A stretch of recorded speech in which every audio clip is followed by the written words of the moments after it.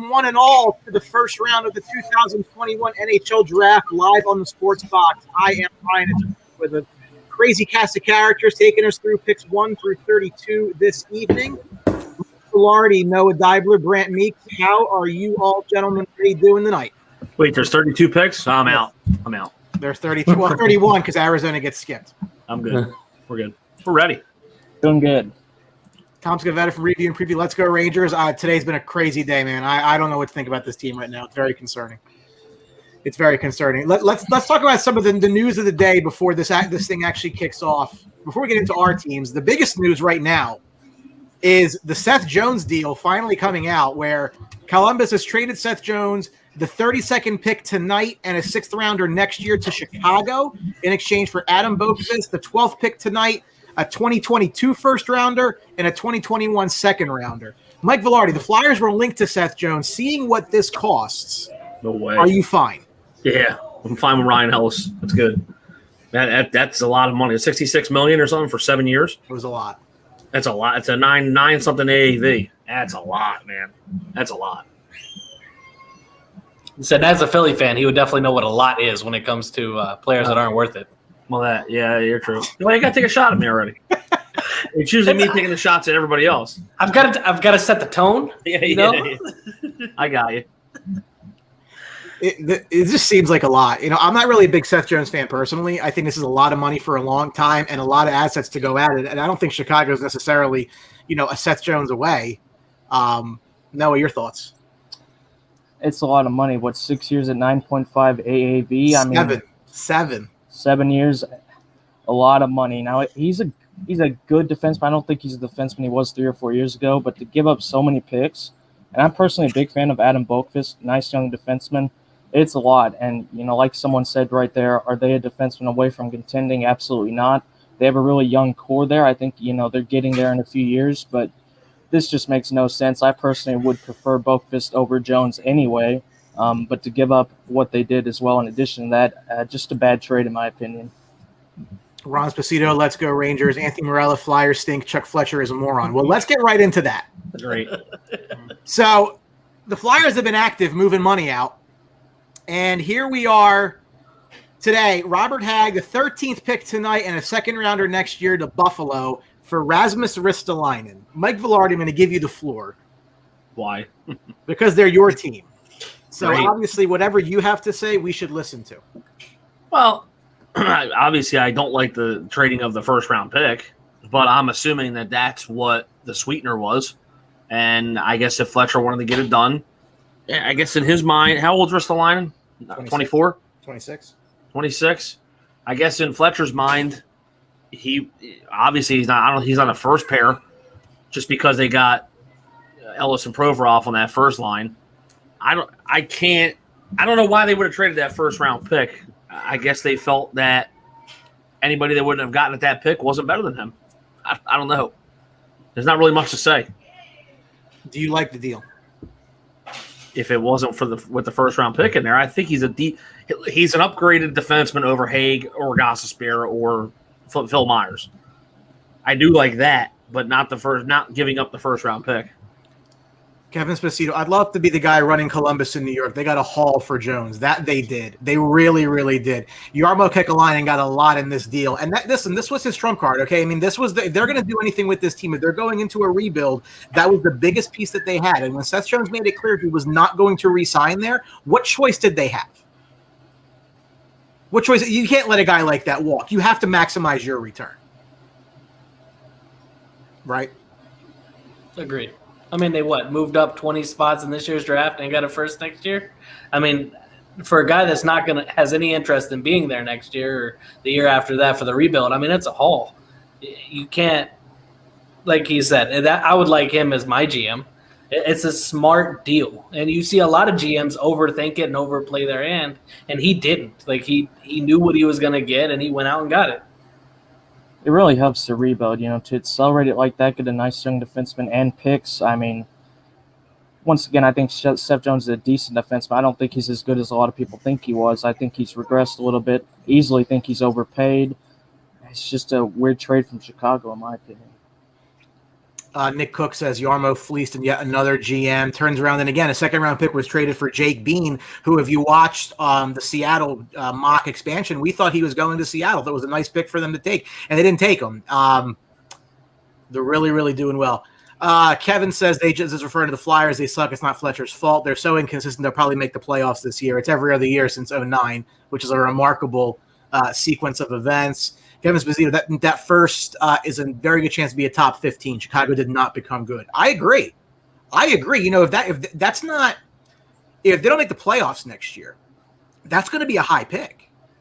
So from a Columbus standpoint, if you're trying to get this thing, you know, going very quickly, and they seem to be in this perpetual rebuild lately, but you got to love it for them. I mean, I think this was a bad deal for Chicago all the way around. It's a lot of money and a lot of assets and a lot of everything, and I don't think he puts them anywhere near over the top of anything. I mean, what's Chicago going to do? They make the playoffs, get bounced in the first, second round maybe, or even worse, they miss the playoffs. You know, it becomes a lottery pick, and it becomes way worse than that. It's just I really question what Chicago has done the past few years. Ever since they've really done the Tays and Kane contracts, their management has just made bad decision after bad decision, and I think it's just another one on a long list. Another deal today, to my chagrin. Rangers move ringer Pavel Buchnevich to the St. Louis Blues for a bunch of garbage.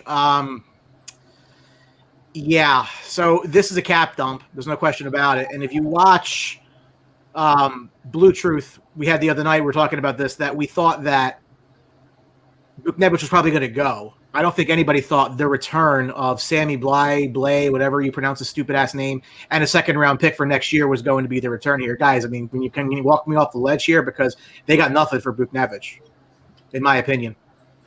I understand why they traded him. I don't understand what they got back. Now, maybe I'm a bit higher in Blay than some people are, because when we did do that mock expansion draft, I did mention him as a name I would like.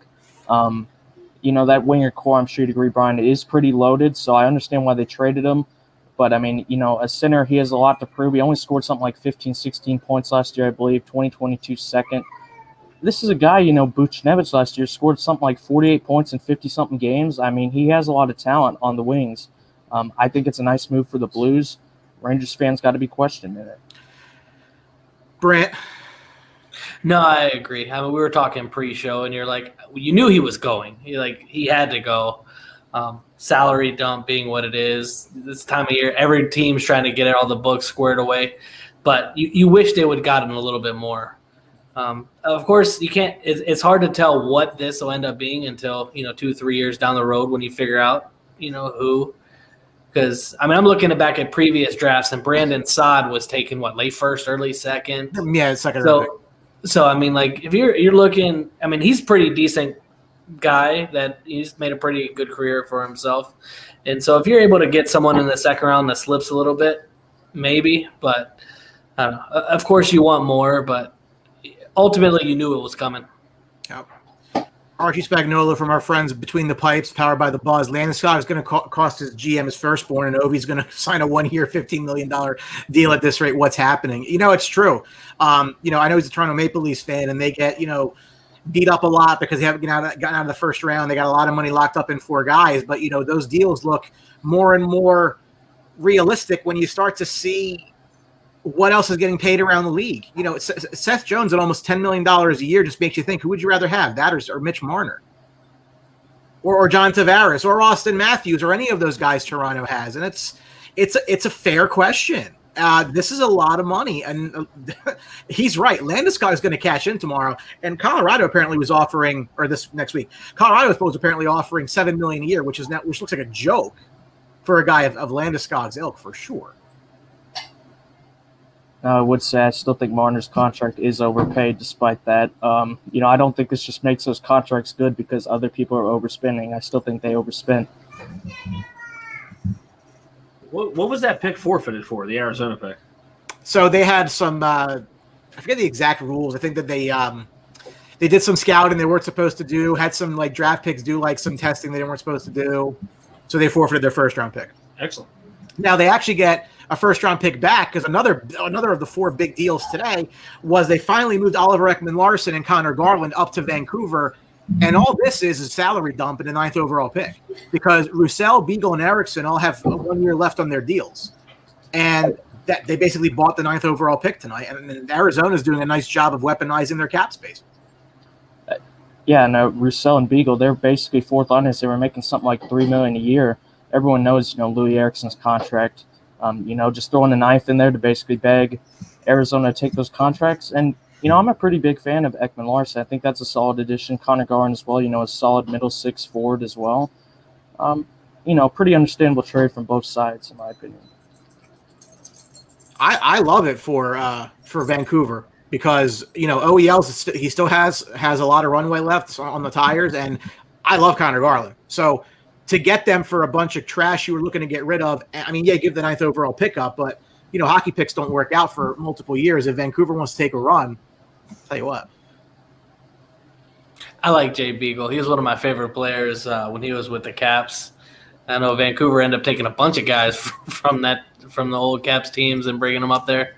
But no, it's like you said, it's a smart trade for both sides. I don't see – Arizona's just one of those teams. I don't know if they'll ever really be competitive because they're in Arizona and no one wants to go play down there. It's not Miami. It's not, California. You don't get the enjoyment of seeing. It's Arizona. It's a freaking desert. Not traditional hockey market at all. Alec Walt referring to the deal for Taylor Hall today, 4 years by $6 million. It is a steal compared to the fact that he signed a 1 year, $8 million deal to go to hell. I'm sorry, Buffalo last year. When you see what guys are getting paid, Mike Velarde, Konechny's making like $6 now, or close to it. About that, yeah, I think so. Who'd you rather have for $6 million? And I don't dislike Konechny at all, but Taylor Hall or Konechny? Probably Taylor Hall. Yeah. I don't even care how old he is. Fletcher is a genius. I'm not sure. I don't know what that means. Kevin said, if they don't fill the cap this season with a trade, that was a waste of a trade. This was to avoid his next contract. Why do it now? There has to be to make for an incoming contract. Well, the problem, Kevin, I know you're referring to Buchnevich. I know you're a Ranger fan, is the fact that he was an RFA. And there was only, you can't – you're just wasting time. I think they're going to do something more personally. I don't think that they're anywhere close to being done. I had no problem with them moving Buchnevich or Strome for that matter if that were to happen. But to me, I just thought the return was very low. How don't you get a one back? You get a one back, I'm totally in a different mindset than a two for next year. Not even a two tonight or this weekend, a two next year. Who knows what that even looks like? So you can get a lot more for a player like that, I think. I would sure think so. Absolutely. We're still waiting for this draft to actually start, so I think that's an ESPN problem. It's worse than the NFL draft. My God. Buffalo is on the clock, I guess. This should be Owen Power, the defenseman from Michigan. But when you look at a team like Buffalo that seems like you're consistent, they feel like they're the New York Jets of the NHL, and that it's a constant rebuild. That every single time that you bring in anybody, they want to leave. Other than Jeff Skinner, who's still making a lot of money to be $9 million a year. Eichel wants out. Everybody wants out. Sam Reinhart wants out. Ristolainen got out earlier today. It feels like they're back into rebuild. Why has the Pegula family worked so well for the Bills but not for the Sabres? I don't understand it.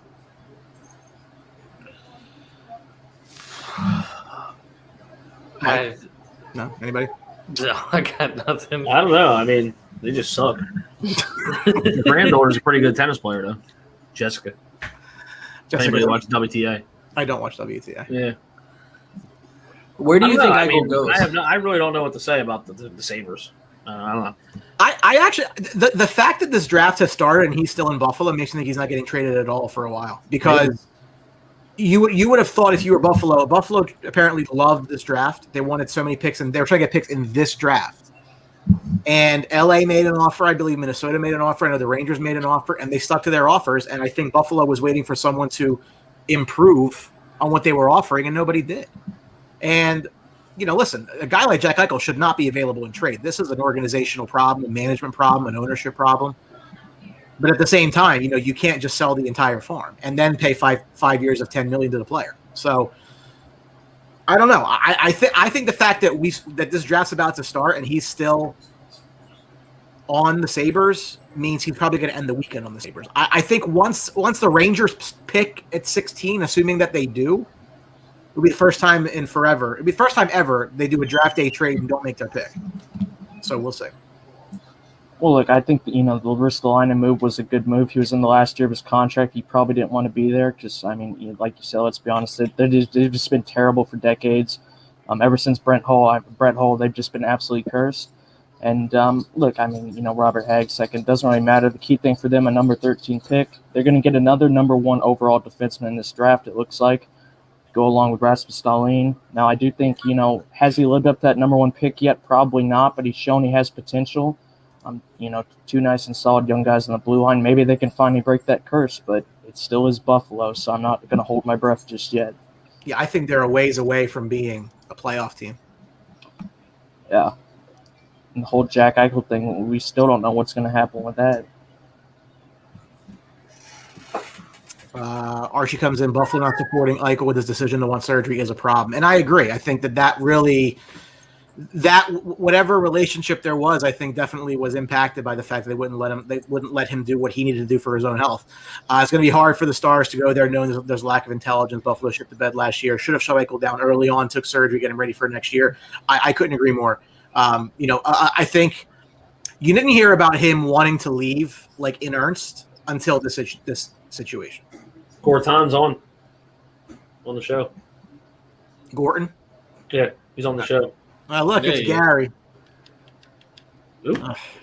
Oh. All right. You're a little ahead of me, but it's fine. Gary's talking. Gary Bettman's talking.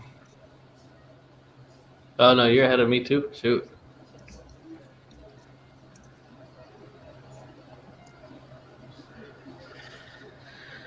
Oh, he's saying a bunch of nothing. What was the odds of this first pick? Pretty easy, right? This should be Owen Power. Yeah, the I know, but was there any odds on this? If they were very long. Like I don't think there was any. There wasn't a lot of question here. I don't think anything's open right now on him.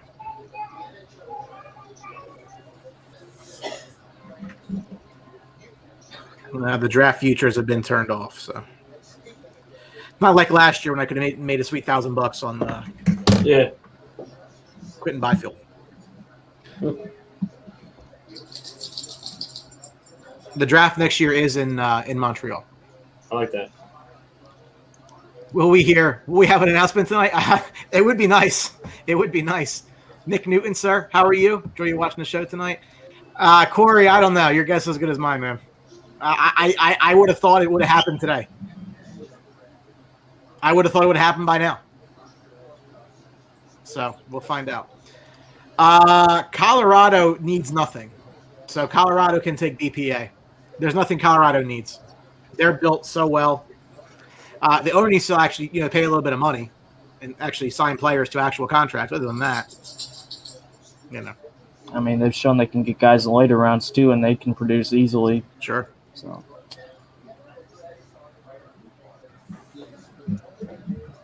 I hate Gary Bettman. Oh, shut up. Nobody wants to hear you talk. Oh, God. It's so stupid. Worse than Roger Goodell or no? Yeah, I think so. I'd say so. All right. But Buffalo is now on the clock. So if they don't know who they want to pick by now. So 5 minutes. I like that. Yeah, these are quick picks. So look, Buffalo. Last year they had the 8th overall pick. Took Jack Quinn from the Ottawa 67s. Dylan Cousins made his debut this year. The last time they picked number 1, they took Rasmus Dahlin out of Frölunda. I mean, he's played. I don't think you can say that he's been a number 1 overall pick to this point. I think he has another level he can get to. Again, still a young kid. He only was drafted in 20 years. Got a fan from Sweden tonight on the show. Hockey is a global sport. I like that. Which Swede will go first, Eklund or Edvin? My money's on Eklund. I think Eklund needs to be a top 5 pick. I think if he falls, it's a problem. I think he absolutely is a top 5 pick. I think is that Pelly's son? Former Flyer? No idea. How about checking that out for me? Fact check it. You want me to fact check that? I'll get that. Yeah, I'm serious. Nick Cook, by a slim margin, Bettman is worse than Goodell, but they are both shit states. Anthony Mimosa Turgeon was so good. All right, let's see. William Eklund. Kelly Eklund was a former Flyer. Yeah. No, he's actually the son of retired hockey player Christian Eklund. Okay. So I guess Eklund is a common name in that part of the world. Doesn't really surprise me. All right. What are they taking so long for? They know who this is. They're trying to make an equal trade with the Rangers. We're 22 for this pick. We're 22 minutes in, and nobody's made a pick yet. And it's not like there's a large audience that they're really having to tailor to. So it's like, come on. Everything's yeah. Yeah, it's either this or 90% of the picks 6 hours before it happens. Well, that was Brian for the expansion draft. Listen, it's on Twitter.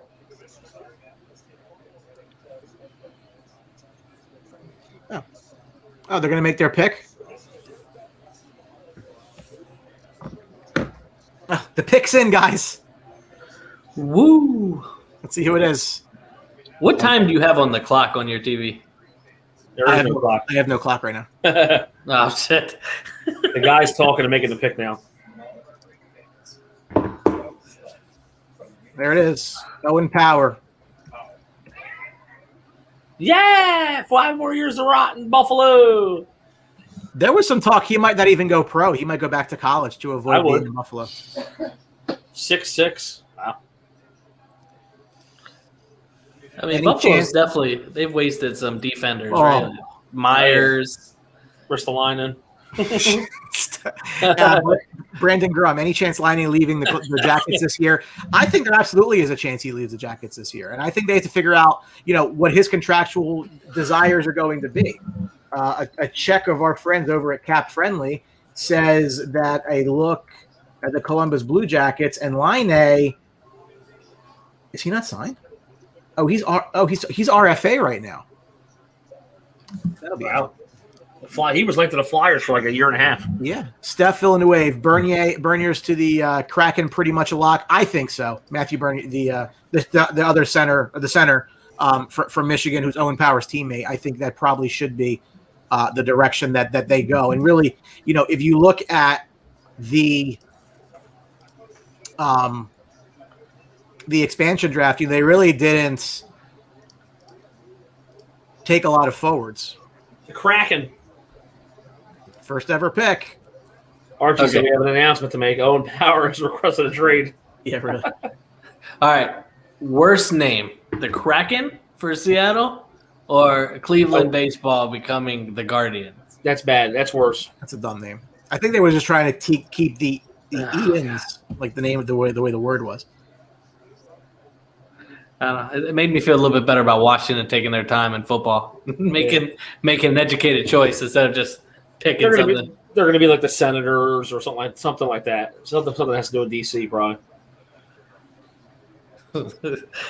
Oh God. Seattle Kraken on the clock. Yeah, Owen Power. It's a great name. I mean, I would buy that jersey for me. Austin Cleveland Guardians by far the worst. That logo looks like an '80s retro Nintendo crap. I was joking around with Mike. I was joking around with Jeff Gibson. That was like something we did in Miss Brown's class in 7th grade in those computers in the middle school. I mean, look, the name's not great, but the logo is 100 times worse. I mean, yeah, it's not good. It's like what was the X-Men with the hair that was like this? It reminded me like one of those guys. Oh man. God, I hate when teams try to change their name. I'm so not excited for 2022. Yeah, do you have any insight? I don't know, because I know there's that one realtor in Virginia that has gone out and done all the names. I mean, that dude's just an asshat, right? I mean, we can call it what it is. Like, he's just trying to make some money. I hope someone takes his knee out or his ankles, something, just with a crowbar. That dude's a piece of shit. When's Paul McCree coming on the show? I don't know. I don't know when Paul McCree's coming on the show. Yeah. Love to have him. Is Hackstall going to jump off the Space Needle? No. Only in your dreams, then you woke up. Another turd. He thinks he's the man. This team stinks. I mean, Don really, Scully on the number 1 line. Earth. I mean, that's not good. Come on. They're going to suck next year. Let's see. Anthony, you really want Ike? Yes, I do. Look, pending price. Yeah, I do. There's 5 guys that are untouchable to me for New York. 5 guys. Panarin, obviously, because he's the way his contract is. Lafreniere, Fox, Kakko, and Shesterkin. Everybody else I can make a deal for. I would make a deal for Jack Eichel. We need a center. Bad. Yeah, they're bad. Pick is in. The Kraken. Dave Haxtell takes. That defense for Seattle doesn't look bad, though. It does not. That's going to be a good part. Who do you think's the goalie there? Francis.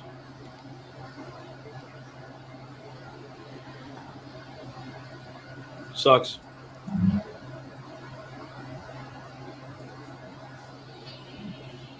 And there you go. 2 Michigan picks. No surprise there. But their draft stunk. This did.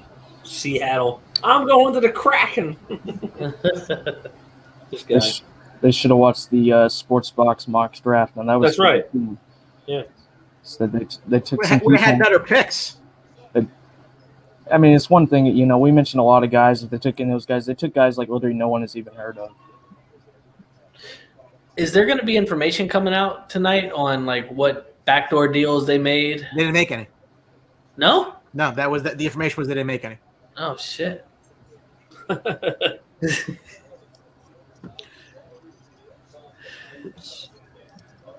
Anaheim Ducks are on the clock. If I can actually know how to use technology, we'd be in As the Oilers aren't picking in the top 5 again. I'm shocked there's not more than 2 California teams in the top 5, man. They've been terrible. San Jose. Oof. You look at what is it? All the teams that I grew up enjoying watching, the Red Wings, the Sharks, the Ducks. Just no bueno. Ricard Martin, there's a footballer named Max Power. That was actually Homer Simpson's name, too. Simpsons. He said his name was Max Power. He wore the shirts and everything. Corey Schwartz, yes, all intelligent Ranger fans want others are idiots. It's not that look, the trepidation I think is just misplaced. The guy is not an injury history. If you look at he's played games. I mean, it's not like he goes out every year. Nick Cook, there were some really questionable picks by the Kraken. Was happy they didn't take Domi. I was shocked they didn't take Domi. I thought that was a lock pick.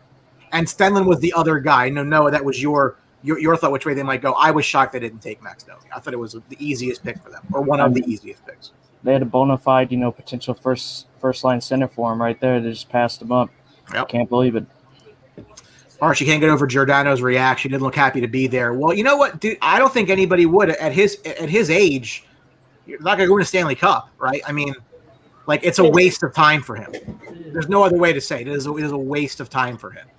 There were some talks of Ryan Strome, but I think when he came out with the Kraken jersey on, like you really can't trade him now, kind of type thing. So, yeah.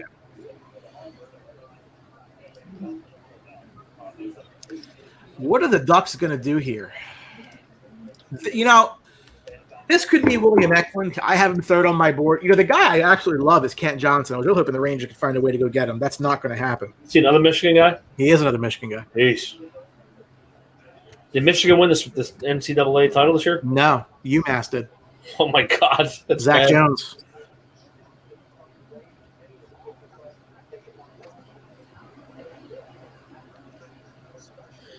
I wonder where that game was played.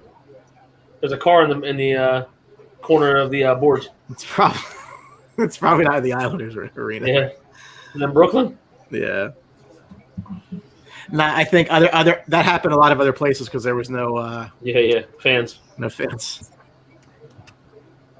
Do you guys think there's any chance because they lost Hayden Fleury, maybe a guy like Luke Hughes here? I can't get over Luke Hughes. I gotta think he goes to the Devils just for marketing. That's his brother, Jack. Yeah, Jack Quinn and him. Yeah, I didn't know that. Wow. All right, let's see here. What's Anaheim been doing?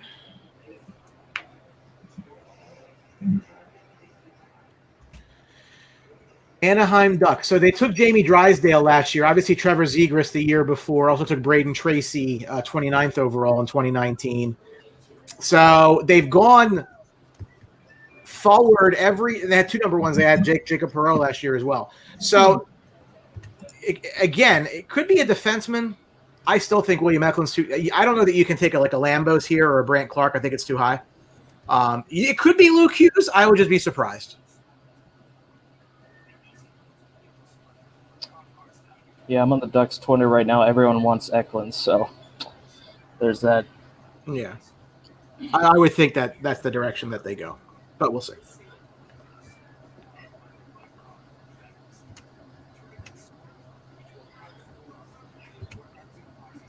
Yeah, I'm not seeing anything on Twitter. Appreciate everybody watching tonight. Feel free to comment, questions, whatever you think. We love interacting with you guys. That's what makes it fun. Tell you what, 23 points in 40 games in the SHL is really good. That is going to be a very interesting.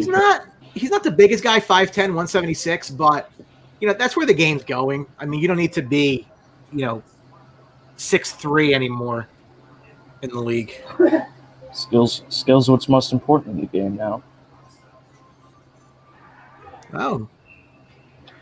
Well, listen, if Bob McKenzie's right, this is going to be a little bit of an off-the-board pick. Who we got? Like McTavish? Yeah. I'm gonna get it queued up here. If that's the pick, that's interesting. Yeah, I was seeing a few mocks that had McTavish going 3. Yeah, Bleacher Report has him going to the Ducks. That feels high.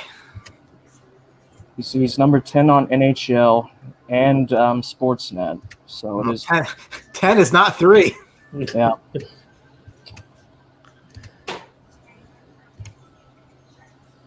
For sure. Is there something with Eklund that would cause him to Eklund has more drop points a than little Alexander Holt, who was a first-round pick last year. That would be bizarre.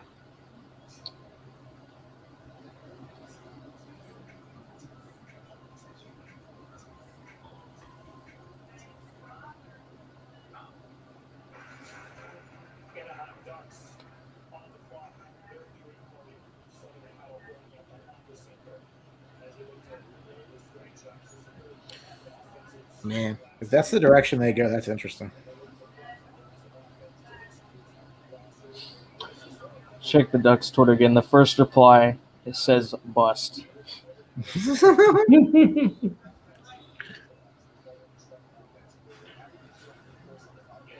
Sharks are trying to move up from 7.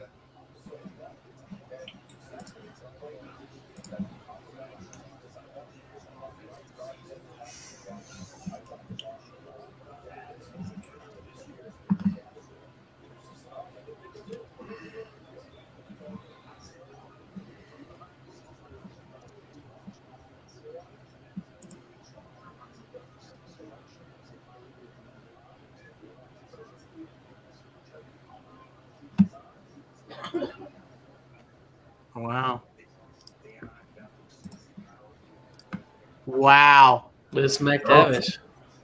He was projected like 9 or 10, wasn't he? Yeah, number 10 on multiple. Wow. All right. Earth. Well,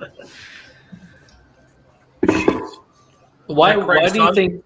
Oh man, is that Craig's son? It might be Craig's. It doesn't look like him. Maybe. Let's see.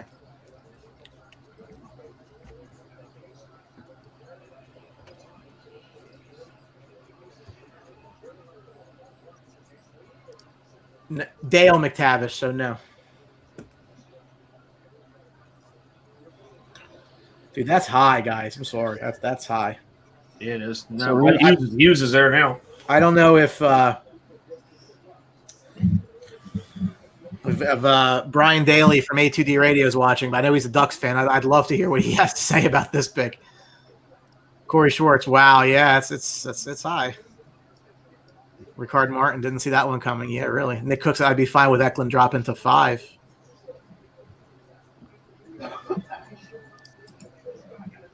Yeah, I mean, I think he'd be this.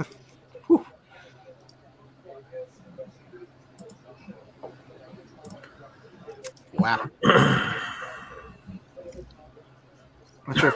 That's definitely your first shocker. So you what team that likes it the most? New Jersey. They can get pretty much anyone they want there. Eklund, or if they want a defenseman, it's just a reach though. It's high. What would call is it because he's a center and not a winger? Like what do you guys think? No, I mean, I to a point, yes, but I think if you're going to go center, I mean, again, I thought that Kent Johnson was the second best center in the draft, so.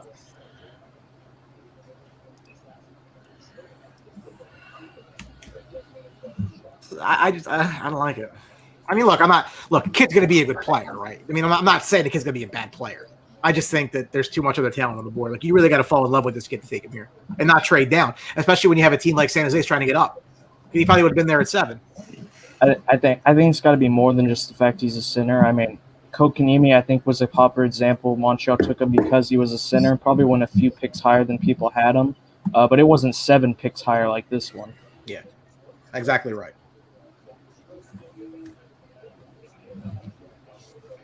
All right, I think Devils fans really want Luke Hughes here. See, now that Eklund has dropped a spot, that's surprising. They still want the brother of Jack, or do you think they'd be okay if Eklund popped in? I think their longer term needs defense anyway.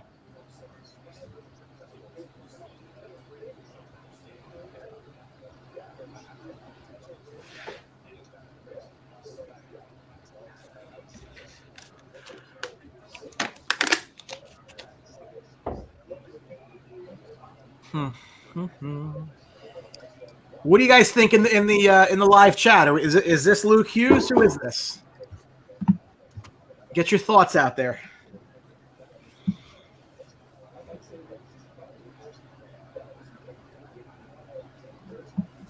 Tell you what, Luke Hughes with Ty Smith, those are 2 really solid defensemen for the future. The Devils have a long way to go. So they're taking all their time too. They're trying to trade down.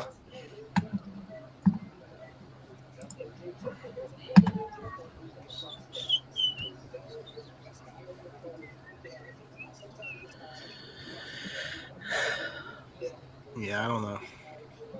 So it's, like for me, I think it'll be Hughes, but it does make it interesting just because Eklund probably should have gone with the 3rd pick there. Yeah. And so I think it adds a little bit more complexity than look right there. Look at the best available. Mason McTavish is 9. He's 9. No bueno. No bueno. Corey Schwartz, hard to pass on Eklund. Nick Cook, feel good story to go after Hughes. I agree. I see both thoughts there. I mean, neither of you are wrong.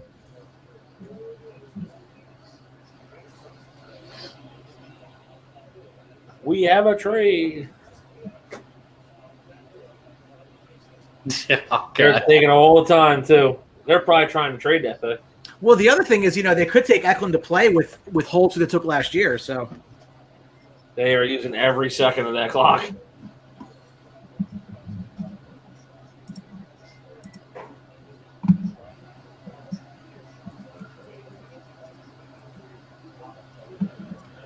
Yeah, it's always fun when the first 2 go chalk, and then the 3rd one just sort of throws a wrench into everyone else's and it's ideas. Not like football. You only have 5 minutes. Okay, they got their pick in right at the end.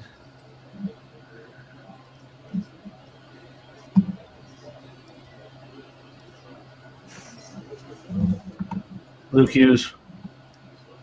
Is it? Yeah. Are you just saying that? I'm serious. Well, I didn't see That's what Bob McKenzie saying.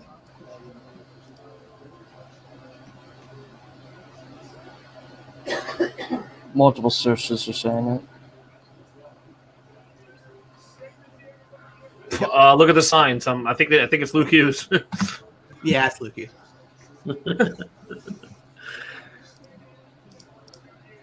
I'm sure the brother's there or wherever with him. Just make the pick, clown. Nobody cares where you're at or what you're there for.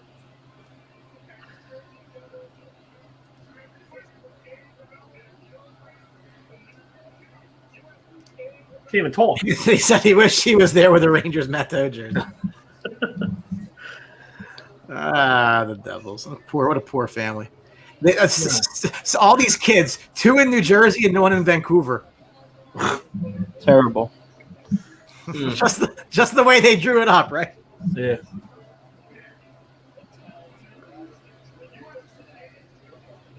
Listen, this is coming up great for Columbus right now. What's he dry humping him? Jesus Christ! There's Jay. They're both there.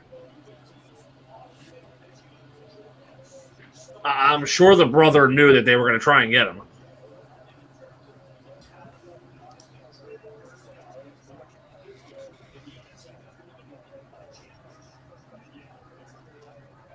Paul's texting like an idiot.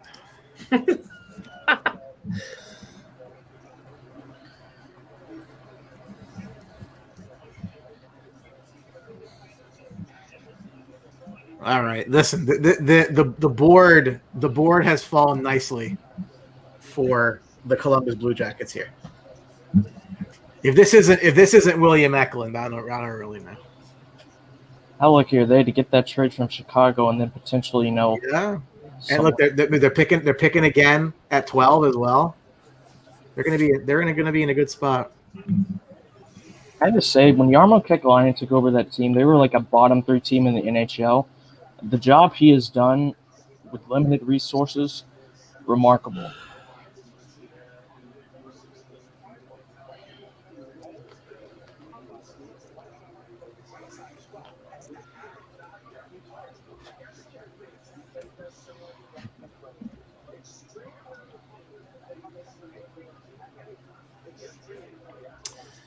Comment coming in, Nick Cook and Jarmo, we trust. Yes, come on, Eklund. Jarmo did go off the board last year when he took Igor Chinnikov, who looked like people thought I think was a 7th round pick. I mean, he's played well. Don't get me wrong. I mean, the pick's fine, but at the time, nobody remembered who the hell he was. Oh, they're showing a Flyers highlight. They have it? No, about getting beat on a goal. Oh, that's fine.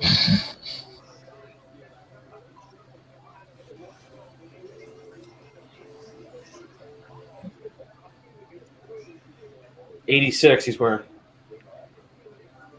That's 86. Isn't that Jack's number? That's probably why he put it on. Just had an extra one laying around. New with tags. Isn't that Jack's number? Yeah. Wait a minute. Stop. Really? Yeah, it is. I thought it was. And he wears 43 for the USA. Yeah, Jack is 86. What's so stupid? Are the Devils that poor they couldn't afford to give the guy a jersey? Yeah, he went and got it out of his room for him. Oh, what a joke. That's pretty And apparently he wore 43 for Team USA, and that's Quinn's number, isn't it? Quinn's worn 43, yeah. Bob McKenzie says smart money on Kent Johnson, actually. Jeez. Dav 1, good luck, Montreal. Corey Sports, you think Buffalo's waiting to see you fall to 16? No, I don't think so. I can't imagine. I mean, listen, Corey, I saw something today that the Rangers might be linked to a goaltender at 16. You want to see me get pissed off? You want to see me lose my mind? Why? They have Shesterkin. I would love it. That's like the Eagles taking Jalen Hurts over Carson Wentz. All right, let's not get too crazy. Yes, it is, and I'm going to love it if they take a goalie. I can't wait. Yeah, but it's not. That's the goalie wouldn't play for 3-4 years. That's not the point. I don't care. Shesterkin's going to be the goalie for the next 10 years. That would be the stupid pick. You would think. And Kincaid.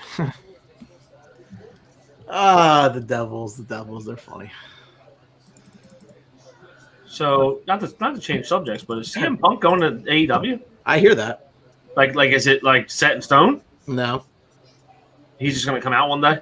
I guess. Are you going to watch? I guess I'm going to have to, right? You love him. I do. See, Corey, I will lose my mind if they pick a goalie. Yeah, I mean, I can't. When did they pick?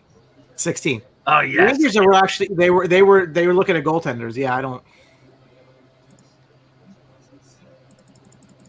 JD.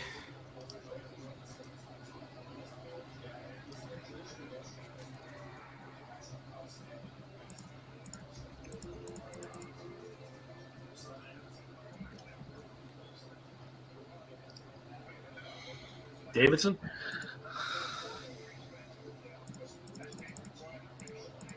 There's Rick Nash too. Oh yeah.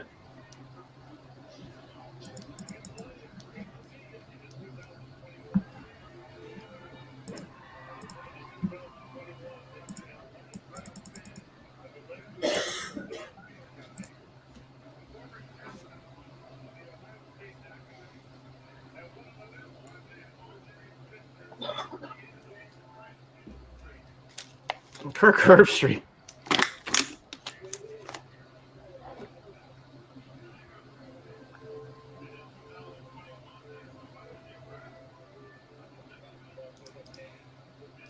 No, no, they can't because the goalie wouldn't be ready for 4 years. They wouldn't do that. I can't imagine they did that.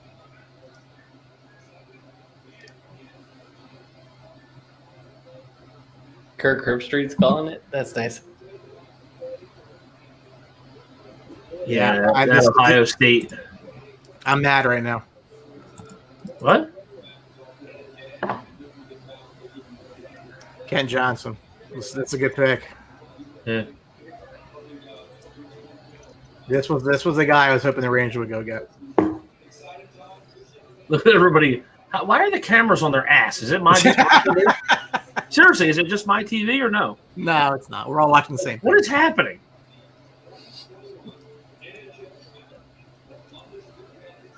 That's funny. I had Gio on my lap and he was clapping. And I knew they weren't going to. This was a guy. He's so everything number 8 prospect. They picked him 5th. Okay. Things are getting shuffled now. There's no way. There's no way Eklund falls past Detroit. There's no way.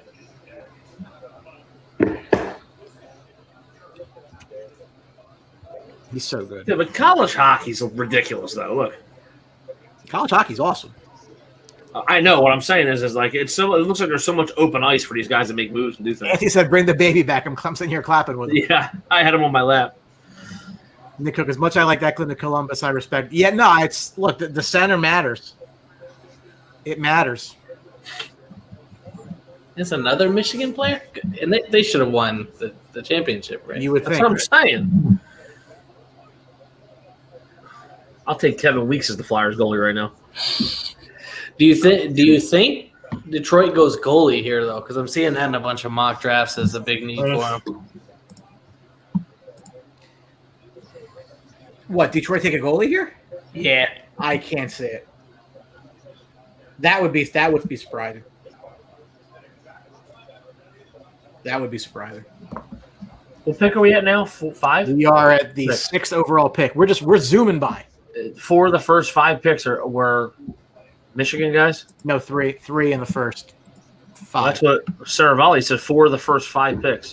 No, McTavish was not, and Yeah, I don't know why you said Luke that. Hughes was Bad not. reporting, Frank, and you did really well in the expansion draft. He did. You know he's a Philly guy, right? He was he was for Flyers for a couple of years. I remember.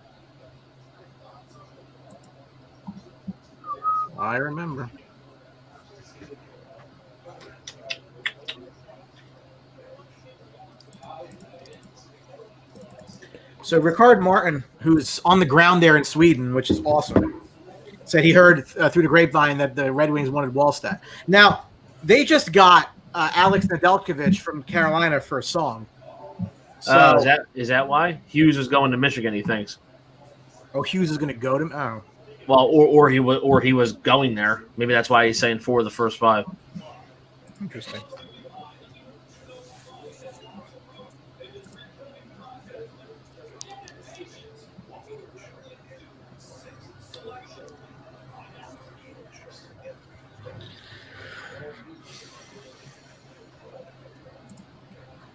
So where's Wallstedt on the overall ranking of players and best player available? On my list, I have him 13th, and that's mostly positionally because I don't like first round goaltenders generally. I see him at 6th or 7th on all of these mocks.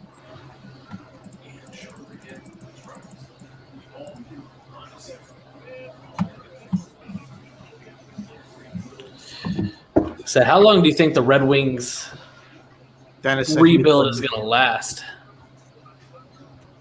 Dude, Stevie Y is patient. I mean, when he got there, it wasn't really in that good of a position, you know? It might take a few years, but when they get good, they're going to be good for a good time, I think.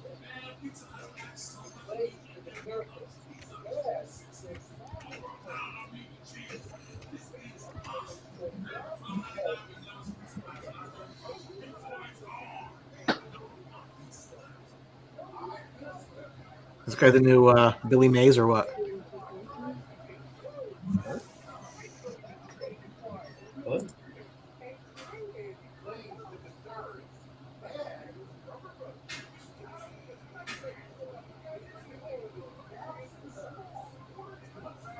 Yep. It's flexible rubber. Stupid.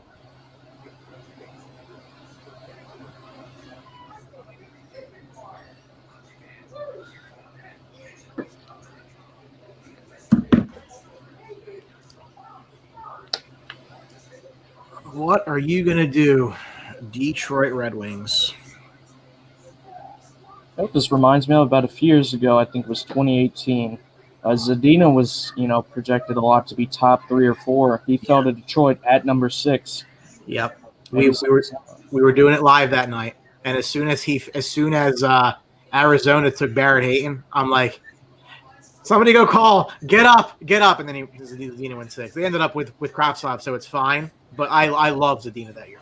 I love Svechnikov that year too, but I love Zadina that year.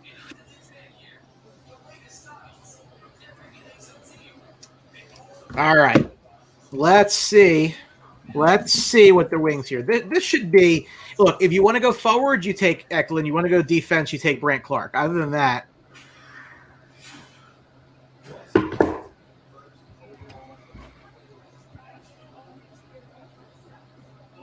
they're interviewing Owen Power.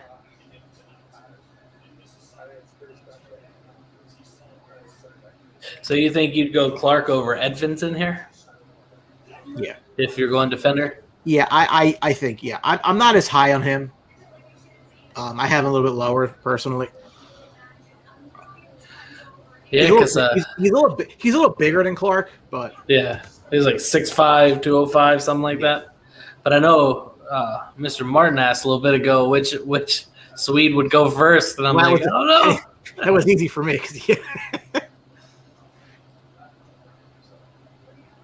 Yeah, so Luke Hughes is 4 out of 5 for Michigan. That's true. How about that? Well, listen, I mean, their football team stinks. At least they got something going on with the hockey team, right? Where's Harbaugh now? Getting shown up.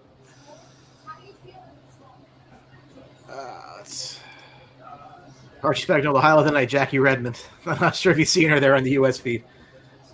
Yeah, I did. I think that was her. Yeah, it was her. Little Caesars Arena. It'll be nice next year to have an actual draft again because I hate this. Is stupid. It's virtual. So with the league next year, is it going to be similar to how it was set up this year with the certain things, or is it going to go back to normal? Regular schedule. Good. Because I hated that shit. I hated it. Playing the same teams over and over and over again. Yeah. And that's a real good point here. He might go back to school. I mean, what's the rush?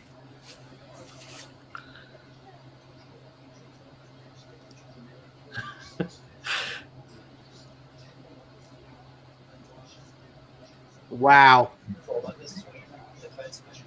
What's going on here? Please tell me I was right and it's Edmondson. You were. Please. Yes. Yeah. My lack of knowledge is coming through right now. I don't like that a little bit. I don't like that a little bit. See, it's funny because I was going to say Edmondson earlier, but I was like, I'm not knowledgeable enough about these prospects to make a guess. But I was like, I'm going to play devil's advocate and go against Brian.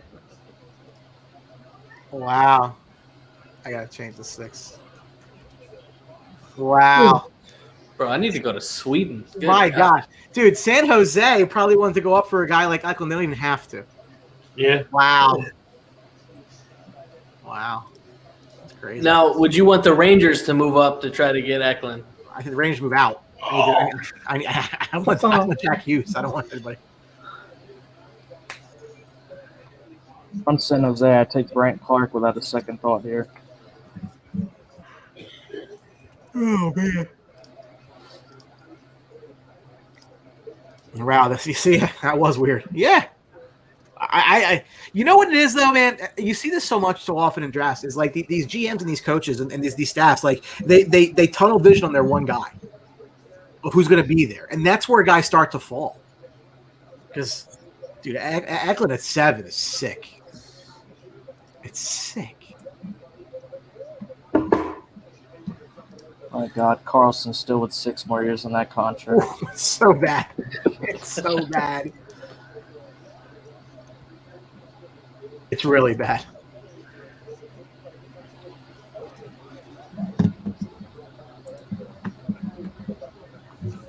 Oh man! You can't start that. It's too early. Yeah. I was up early today. Yeah, we didn't go to bed till 11:45 the other night. The expansion draft. I'm actually taking a break. I might be back in a little bit. Okay. All right. San Jose Sharks. The Caps have a pick? They traded their pick, right? Yeah, they traded their pick to Detroit, right? I have no idea. No, they did. That was the Anthony Mantha trade. That worked out well for us. I like that player. I do too. It made sense because he's controllable more long term than Vrana was. Vrana went to Detroit and made it work, though. I mean, he adds even more speed with Larkin over there. Like, man, it seems like a decent rebuild. I still like that I still like it for Washington. I just like to make trades every now and then, like or draft picks. I feel like we haven't had like a first round draft pick in like 2-3 years since Connor McMichael in 2019. Yeah, well, I mean that's what they should be doing because they should be trading their picks out. Man, I love Mantha, 6'5", and if you're producing on those Detroit teams, you can produce anywhere. If Eklund falls to LA, does Buffalo trade Eichel? Probably not. Nah. I mean, like, Buffalo did love him, but I think I think that it's too big of a deal to try to get that done. I just don't think you can. Like you can't get that deal done in a matter of minutes. Like you got to know, So. I mean, they're at number 14, but what assets do they have? Now remember that there is no 11th pick. Good old Arizona. So stupid. You cheat and you still suck. Is that the best?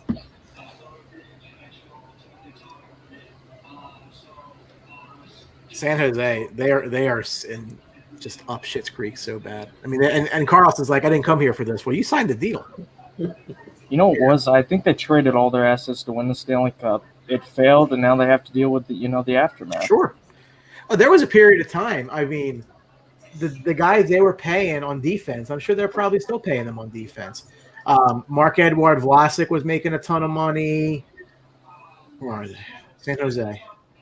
Brent Burns. Yeah, Brent Burns. Brent Burns is 36 with 4 more years at $8 million. Vlasic's got 5 more years at 7, and he's 34. And they all got no trades, no moves. What are you gonna do? What are you supposed to do? Brutal. Man, they're taking a long time with this pick. They're like, oh my God, why is this guy here? What don't we know? It's the draft day movie all over again.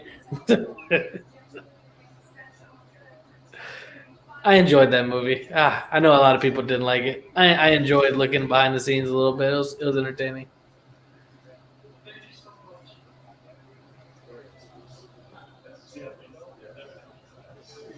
Is it Brandt or Eklund? Or are they going goalie? I don't know. It's San Jose. Anything's possible. Yeah, I guess that's true. I guess we can say all we want to.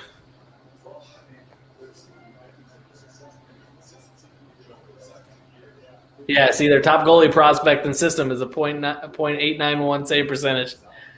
Here we go. It's gonna be Wallstedt. Here we go. I'm getting this right. That would be so high. Yeah, you're right. I want Wallstedt to drop to what do y'all got? 13, 15? 16. 16? Which is really 15. I'll tell you what, Bob McKenzie says Eklund. He's hit on about 5 straight picks, so.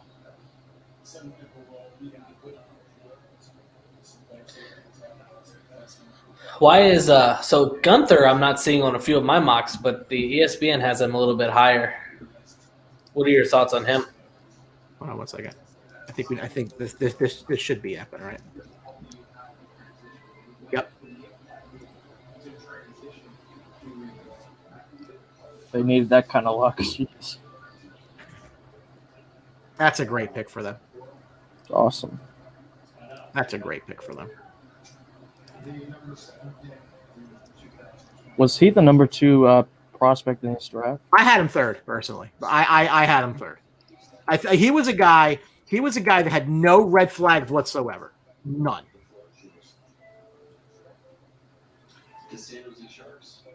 There's something to be said about that.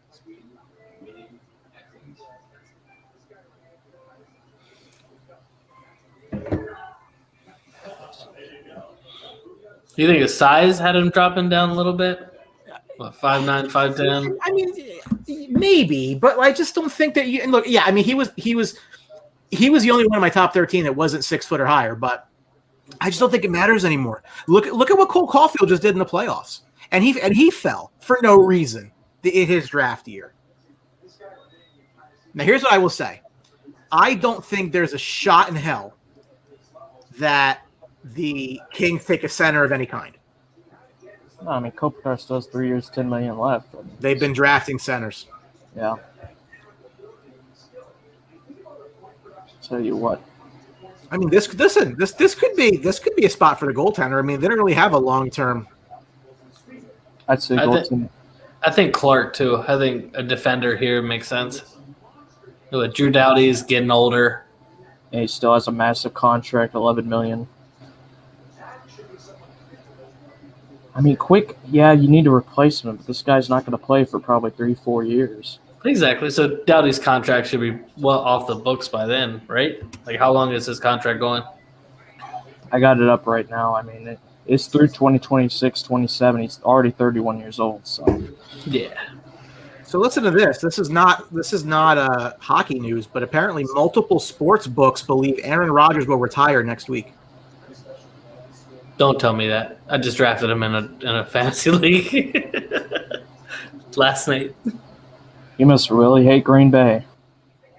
Well, I mean, that could possibly be why Devontae Adams called off his contract negotiations too. I've heard from a few people he wants to go to the Raiders because he's best friends with Derek Carr, basically. That team is falling apart quickly. Yeah, I mean, if you lose Rodgers and Adams, if you lose Rodgers, you're in trouble. You're done. If you lose Adams too, yeah. Yeah, that would suck. Wow. Or they could trade him to Washington. That'd be awesome. I would not hate that at all because then I think Washington would easily be the best team in the division. You think? By a mile. If we got any sort of quarterback play that's decent, I think we're the best team. I mean, you could already argue they're the best team since they won the division, and that defense is really solid. Yeah. It's just hard. Last year was such a weird year with Dak going down earlier in the season, with the whole Carson Wentz, Jalen Hurts drama. I mean, the Giants, they're going to suck. They're going to be bottom of the division anyways. I don't think anyone really has any issues with that. But, yeah, it was a weird year. I mean, ugh. I don't know. Brant Clark. Going right again. Even blind squirrels can find nuts. He was the second defenseman, it looks like, on most boards behind Owen Power. Yeah.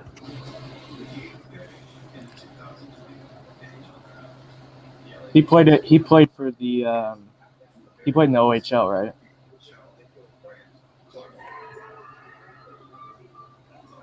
That's awesome. Love a good celebration on TV. You like guys named Brant, don't you? No, see, he's got a D, so he can take the D and shove off. Because I have no D in my name. So now I'm lost. So now we're gonna hit the round pick 9, 10, and I'm just gonna be a lost. I'll be here for entertainment value and talking other sports at this point. Listen, let's look. Well, we can just talk about the teams. That's fine. Arizona needs a center bad. I'm looking at the roster right now. The only guy I really see of any note is Nick Schmaltz. So Cole Sillinger was a guy who I think had fallen a little bit. You know who's actually really fallen? Is the name Atu Ratti, who was a Finnish center who was supposed to be like a top 5 pick and then just totally fell off the face of the earth. I mean, the highest I see him is 19. Someone has him going 32nd. So.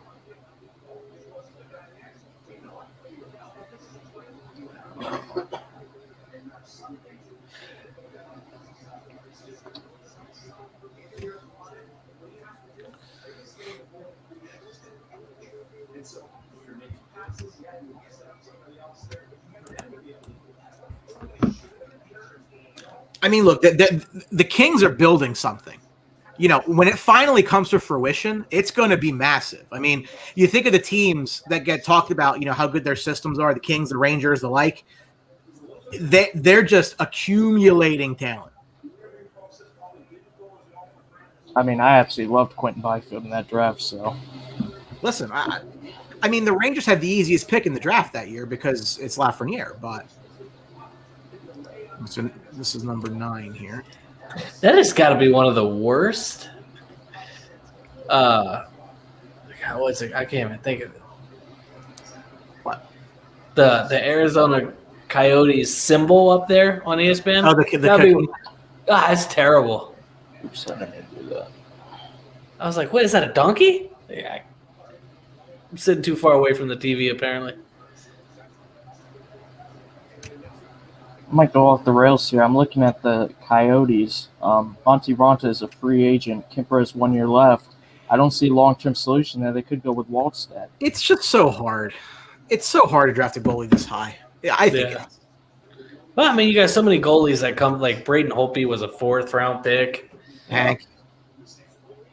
So many good guys that you can get later on in the draft. I can't think of many first-round goalies that turned out to be anything not named Carey Price. Well, Vasilevsky.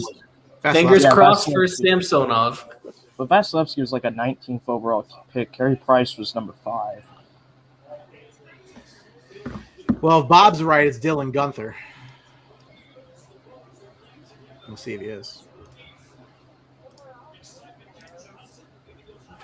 Sportsnet had him marked number 5 to Columbus. Yeah, I mean, ESPN has him number 3. But this is the pick that came from Vancouver in that big deal today. Yeah.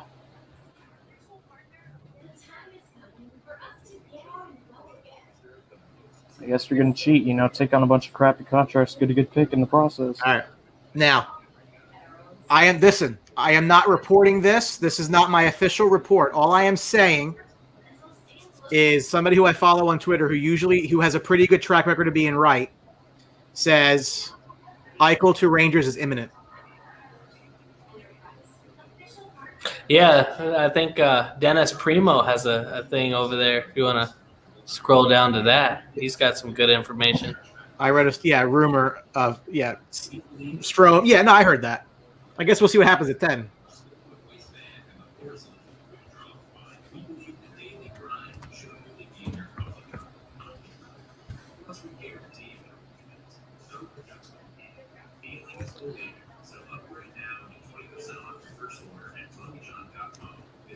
So I'll tell you what's coming. That's come around with pretty little fanfare is the Olympics.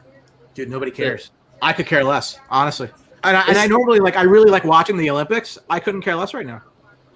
It's awful. I think the fact that they're not allowing people into the stadiums. Shoot, I mean, even here, I'm hearing rumors that they're trying to go for a second shutdown. Like there's grumblings trying to get everybody shut down a second time.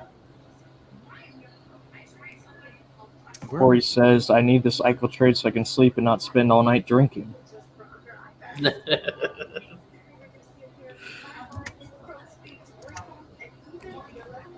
right.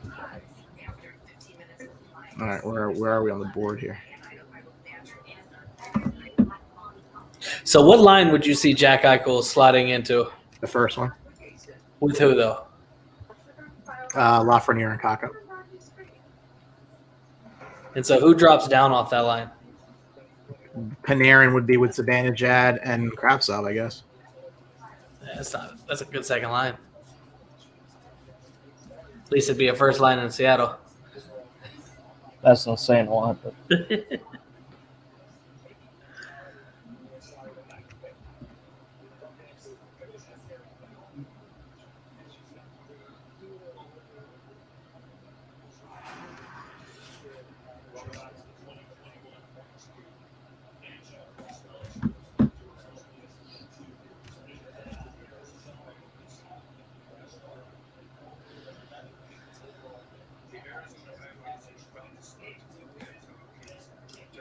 Yep. That was easy.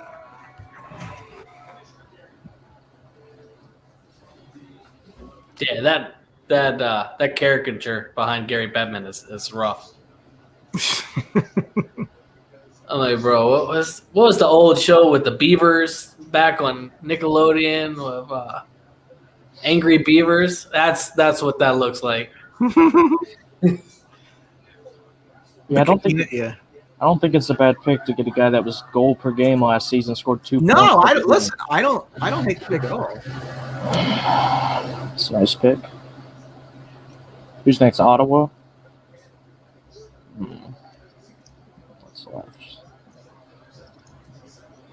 Ottawa doesn't need a goalie because they have, Matt Murray, so they're set for the next 20 years.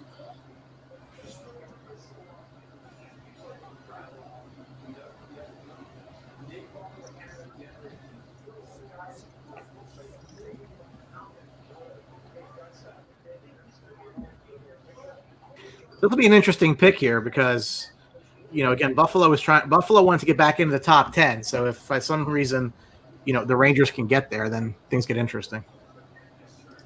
Who does Buffalo want? I don't know. It's probably a bad pick.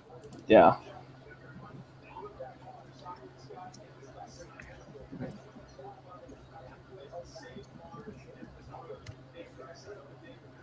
All right. Let's see. People throwing up their own. That's a good top 6. It's a nasty 1 and 2 line. Yep. Mm-hmm. Absolutely. Someone in a fake New York Rangers. Never unseeing that now. Arizona Angry Beavers. Yeah. That's just horrific.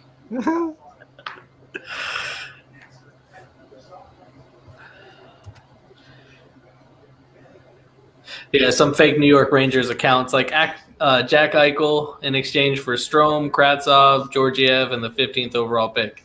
I would do that. And a second.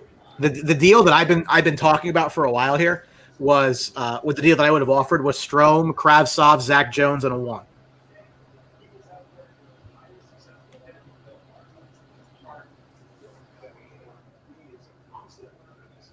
And said apparently Jack Eichel is at a Boston Red Sox game because, everything's Jack Eichel tonight.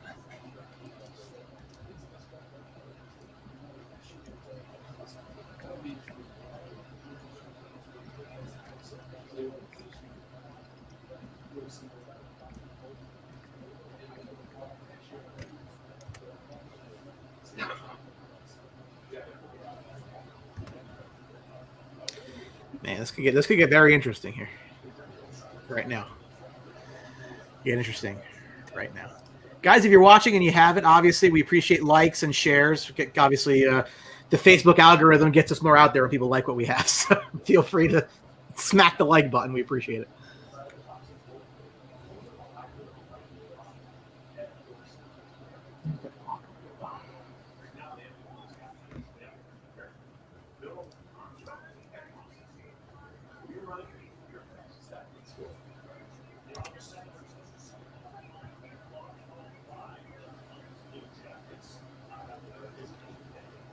Ron Francis, what a horrible. Dude, I'm just like, this is me on Twitter right now. Just keep doing this. I'm like waiting for something. I'm waiting. I'm basically waiting to lose my mind. But I'm waiting to do.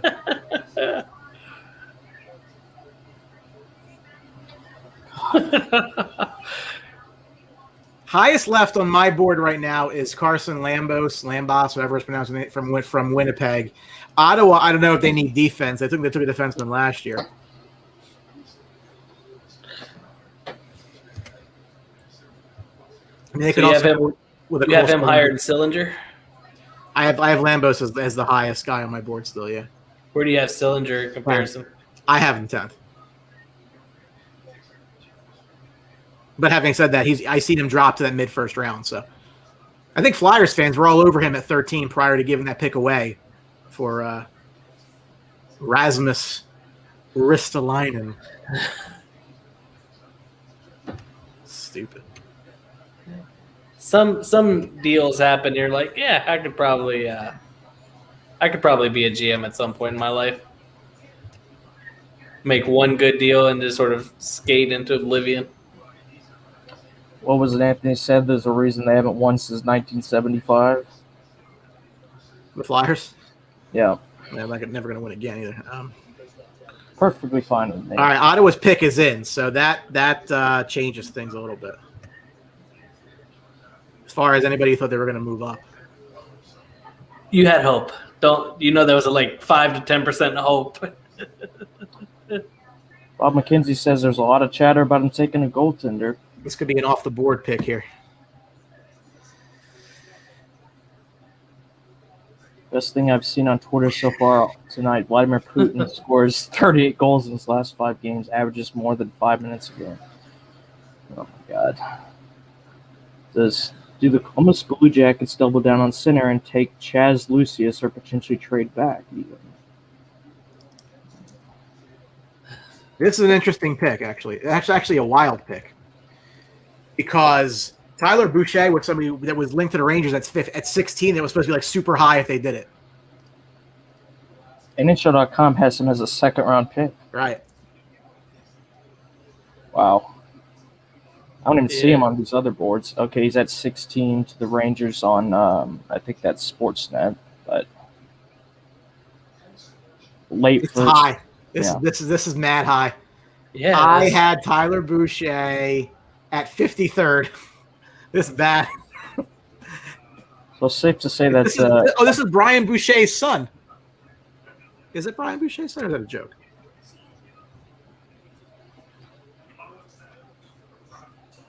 Yeah, Bleacher Report doesn't even have him in the first round.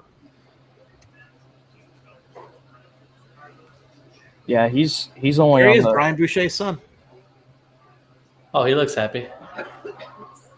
Oh, he looks so mad. That's a huge reach. Where are my comments coming in blasting? He's only on one first-round board that I see here. He wasn't in Bleacher Reports. Goodness gracious. NHL.com had him going to the Sabres, the first pick of the second.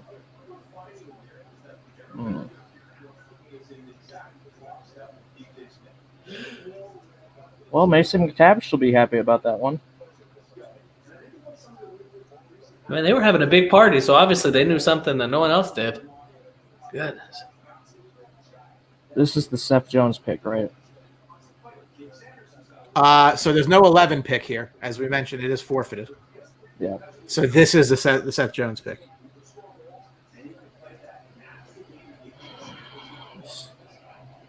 Man, that's interesting. It's high. It's actually dumb as well. You could have traded back twice and still got a kid somewhere. Right? I mean, if I were the Rangers, I mean, you could have got that guy at 16, no question. All right, so this is a Seth Jones pick.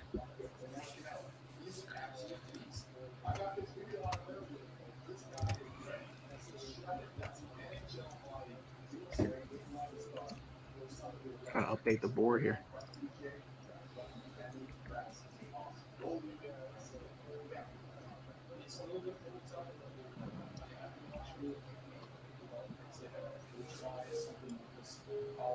It's a big, skilled skater. I'm like, 6'1"'s big? I don't know. So I think big. I think Tom Willie. 6'5", 240.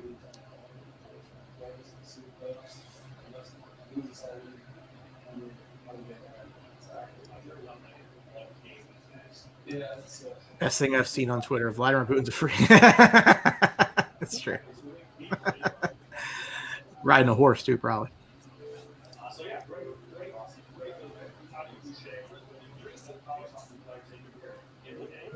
I mean, they don't have a long-term goal. Well, I mean, I guess Merzlikins. Just seems like it would be high. This is high. Dude, Tyler Boucher going this early is stupid. It's dumb.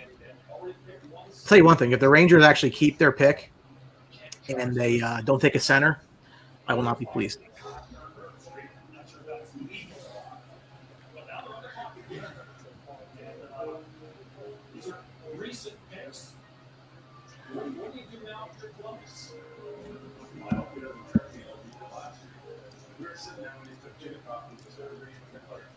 Who was it earlier that mentioned they might trade Laine? You might see a winger here if that's, that rumor has any substance.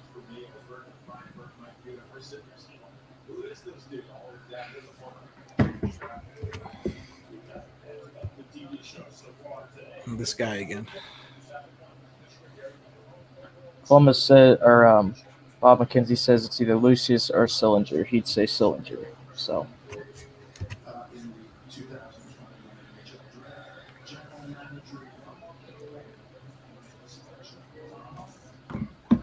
Calgary's up at 13. Sillinger. Yeah. They do need centers. Yeah. Two of them. I mean, you talk about building the future. That could be your number one, number two centers for the next 12 years. Lucius can play center, but I've heard a lot of talk about him being moved to the wing. Well, I think the way it's falling. I mean, if the Rangers stay where they are, I would link them to Fedor Svechkov. I would link them to Atu Ratti or Chaz Lucius. But Godfrey, if they take a goaltender, I swear to Christ. I swear to God. Don't the Rangers have a tendency of drafting foreign players a lot? The Rangers have a tendency of doing stupid shit a lot. Yeah. I want them to do a goalie. I mean, listen, if the goalie's better than the one that they got, that's fine. But it just, it's just kind of duplicative. Like I don't think you ever get the value out of it if you don't do it. I mean, you have to think that's like your guy.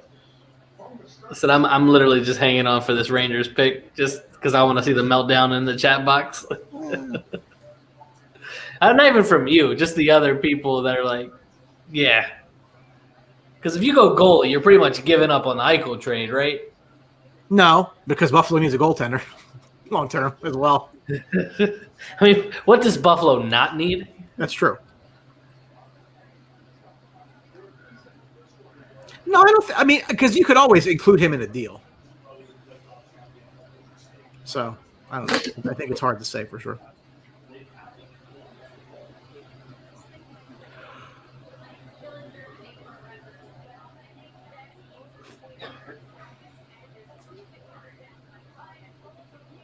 Oh, Cole Sillinger is born in Columbus. That's pretty neat. If they take a guy like Atu Ratti, I'd be fine with that.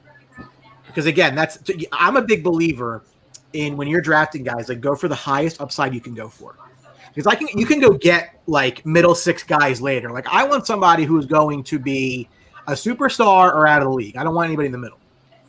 And Ratti has a chance to be a legit superstar because he would have been a number one potentially pick. I will bang my head into a brick wall if it's a goaltender. Nice pitch for Columbus. Archie, Sillinger's dad played for 12 different teams, back-to-back 43-point years in Columbus. Probably why the kid was born there. I guess he was born there during his stint.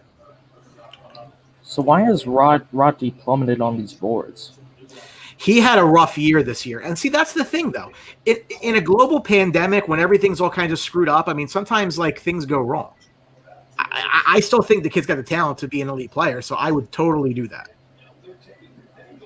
I mean, he's also playing in a pro league where you have people that are 30, 35 years old, you know. It's tough.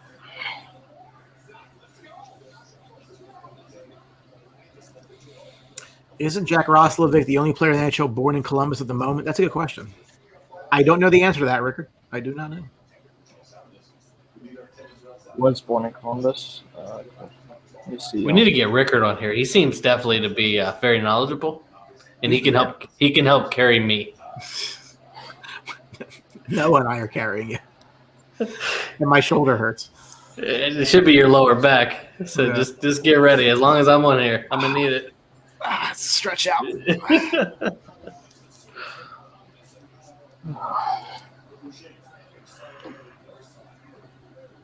see here.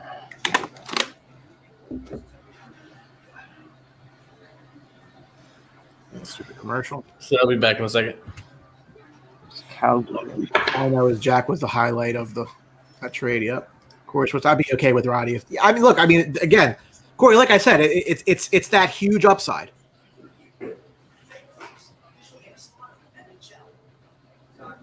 So Calgary did just lose, arguably their best defenseman. What about a guy like Carson Lamos here, maybe?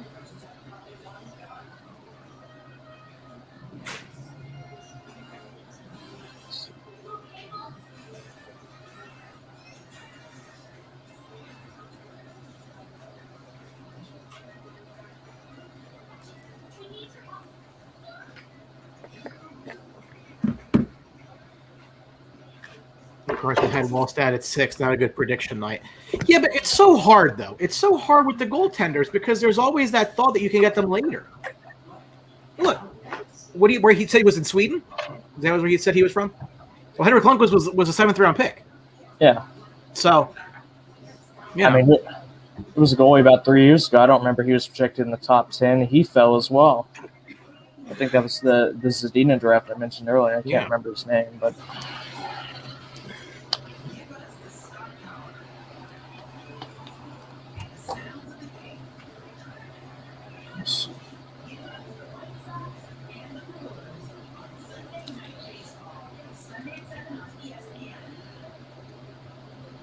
Goalie's just so tough because you can sign a guy for $2 or $3 million.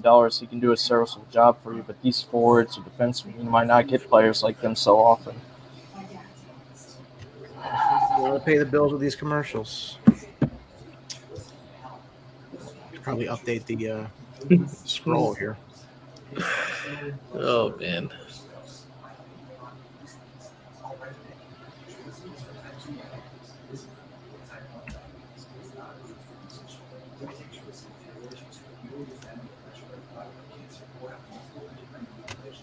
$12 picks down, 20 to go, and we're at 9:30.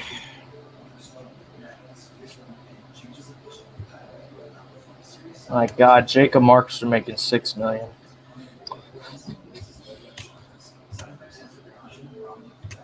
Pretty much off of one good year.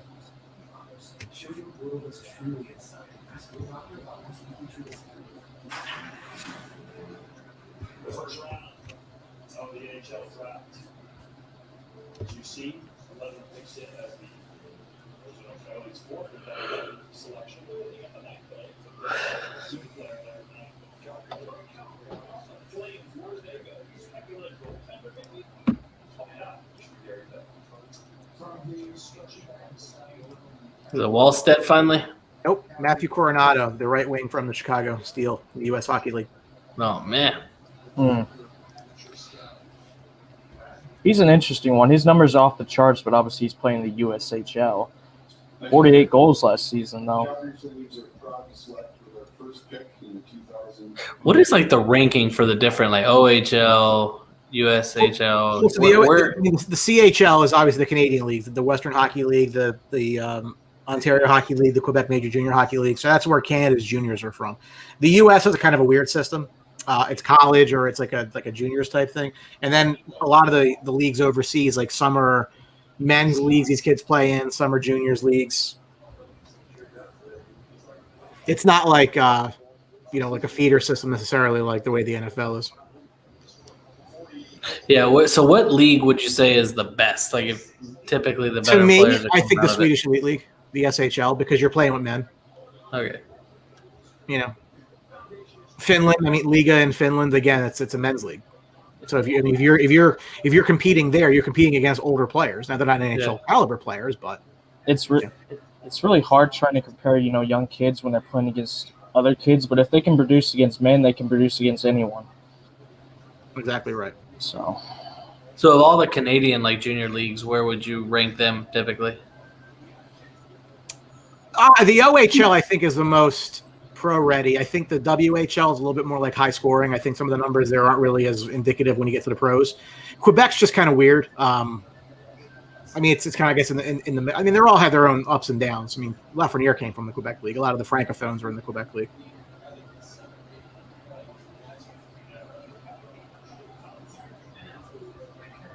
So this is the Ristolainen pick right here, Buffalo. This would have been the Flyers. No point guessing what Buffalo needs. They need everything. Richard says KHL better than SHL, better than Liga, OHL better than W. Yeah, but what the problem with the KHL is those guys can go back. Yeah. There's guys will fall that play in that league because they always have a way out. I mean, they always have they can go even Kirill Kaprizov wants to go back to Russia and play there. Yeah, I think Vasilevsky heavily considered staying over there too, and after a few years he finally came over. Yeah, that was the big question with Kuznetsov when we got him was how long is he gonna be? Now think about why did he fall? He fell because he had an out. Yeah. I said, Washington was the first team to really take some leaps on the Russians, and I think after that it was more teams were like, okay, they're going to come over and stay. They won't be here for a year or two, then go back. I mean, look at Kovalchuk. Kovalchuk left for about 6 years. He finally came back. Whenever somebody has an alternative to what you can offer, it matters. Corey, how bad do you think Jeff Gorton wants him to take a goaltender? 12 out of 10. How much ill will he has. Archie, what do you think happens with Kaprizov? I tell you, Minnesota, I think, needs to do whatever he wants. If he wants a short-term deal, give it to him. He might not get any deal. That guy's a stud. They need to. He is. They need to do whatever they can to convince him. I mean, he easily could just go back. You could argue, easily the main reason they even made the playoffs. This could be a goaltender for Buffalo. It really can. This could be Wallstedt. Or Lambos. Give it another. If they want to go another defender to pair Bruin. I mean, Buffalo's defense. I mean, you're relying on a lot of unproven guys, young guys. Goalies are Carter Hutton and Olmark. Oh my God.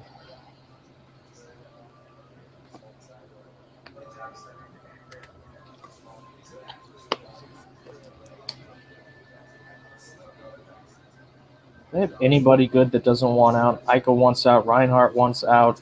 Jeff Skinner, $9 million for 6 more years.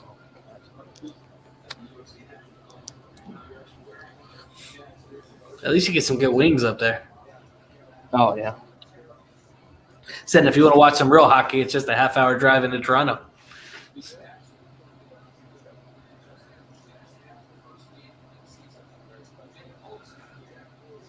Supposedly this pick is in, right? So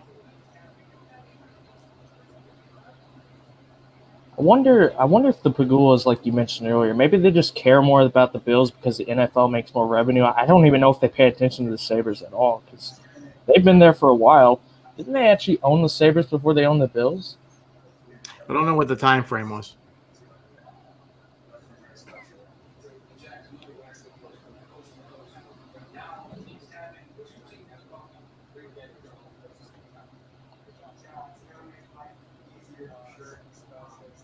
Dude, nobody cares. Talking Nobody to the Hughes cares. brothers? Who are the Sabres picking?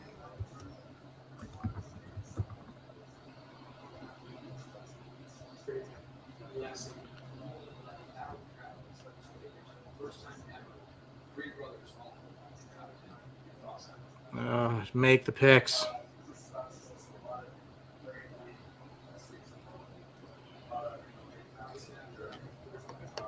Oh.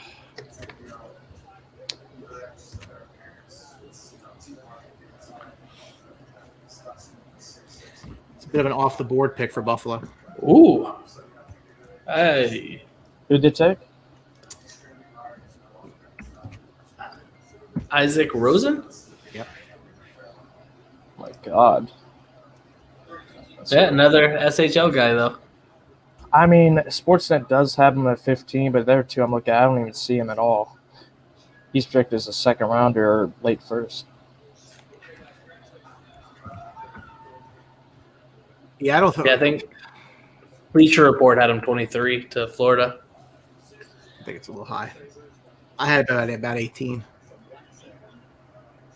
It's not horrible though. It's just a slight one, I'd say. 8th international skater by Central Scouting, left winger, 5'11", 150. Good gracious, this is small. Had 1 assist in 22 games in the SHL. Yeah, but how much was he playing over there? It's tough. Rickard says probably the fastest kid in the entire draft, and I believe he is the Swedish guy, so he probably would know. All right, it's getting very scary here for me for the 16th pick because the Goalies. on the board. Let's go. It's concerning. Should we leave the studio if they take the goalie at that time? Or No, listen, I understand the thought process. I just don't like it. So Dallas needs a goalie, though, right? I mean, for like 3 or 4 years down the road. I mean, Bishop's still there for a while, so maybe for the future. How old is Bishop, though? What, early? I think he's like 33, 34. I can look real quick. His contract, though, it determines he's definitely going to be there for a few more years. No, I mean, look, they took Jake Ettinger, 26th overall in 2017. So they've used a first-round pick on a goalie. I don't think that's the way they would go. Yeah. Maybe. I mean, it may be, but Bishop's 34. 2 years left with the NMC.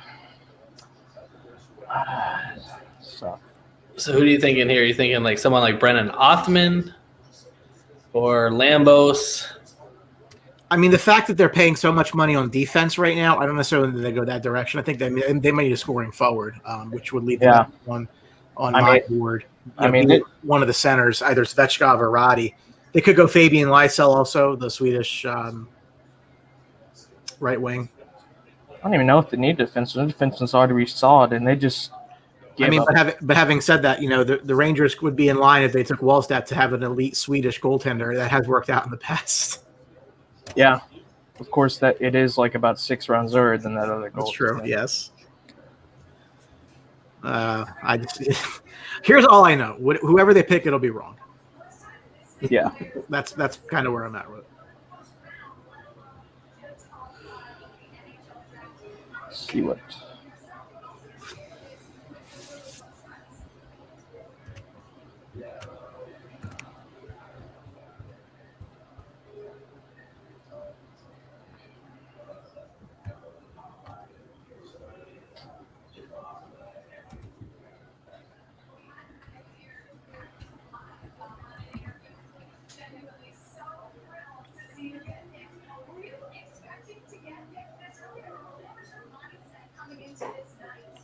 So besides the goalie, the best players I see on these mocks. All right, we got a trade. Detroit's moving up. Oh God! You think it's Svechkov?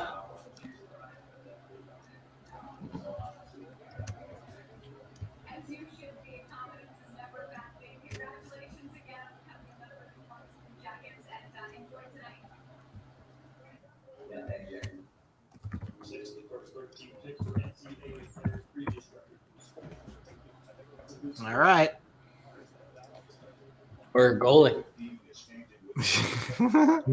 Said, or the goalie. We're gonna keep mentioning that guy until he gets taken, I think. Exactly.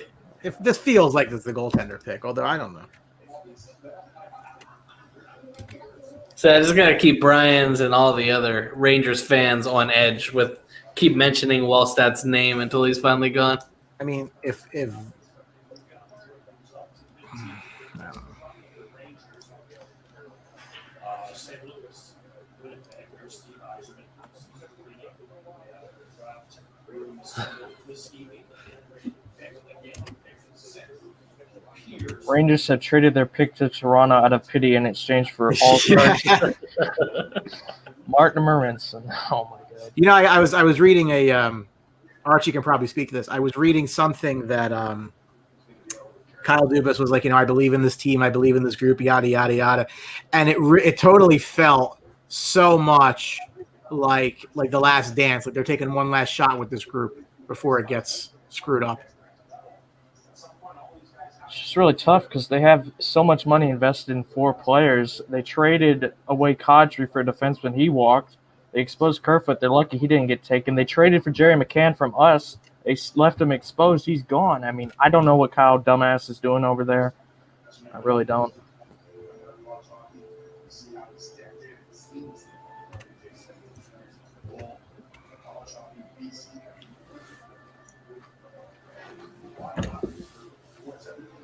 I guess if they trade, the timer restarts, right?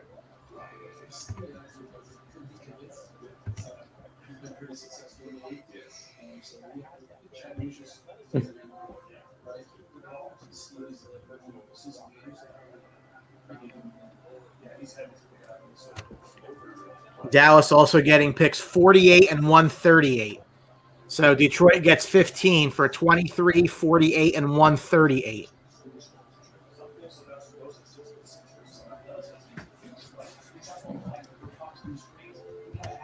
Sounds about right, honestly.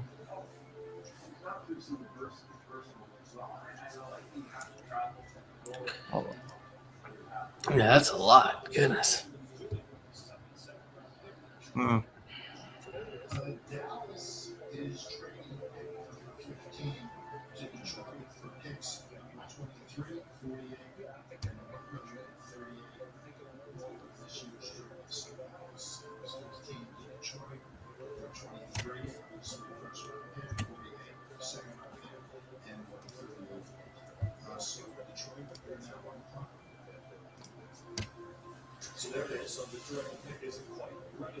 Yeah, a lot of people on Twitter thinking it's going to be the goalie.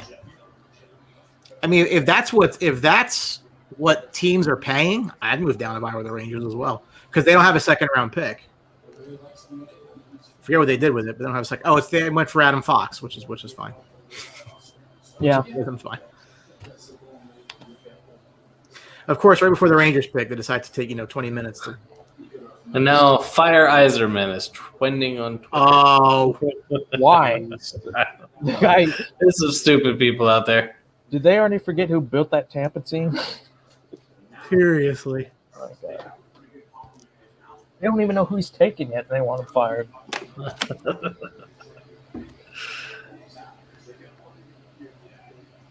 My faith in Drury is diminishing every passing second. I mean, listen, I don't think they get an Eichel deal done like this. I really don't. That's too much. It's too big. I mean, it would have been nice to get him. The biggest loser from, him not getting traded is Jack Eichel. I mean, if Wallstadt goes, a Ranger in position again to take a Chaz Lucius or a Fedor Svechkov. Yeah, and Lucius would be below what he's been projected pretty commonly, so that'd be a good pick.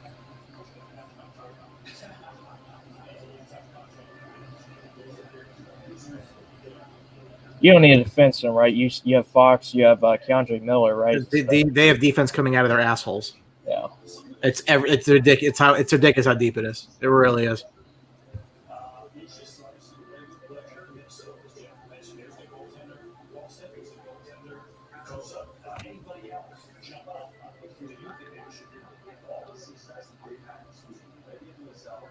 So who would be your ideal pick? Say they go goalie here for the Rangers. One of the centers. Either I wouldn't even care which one. I think that's their position of weakness long term.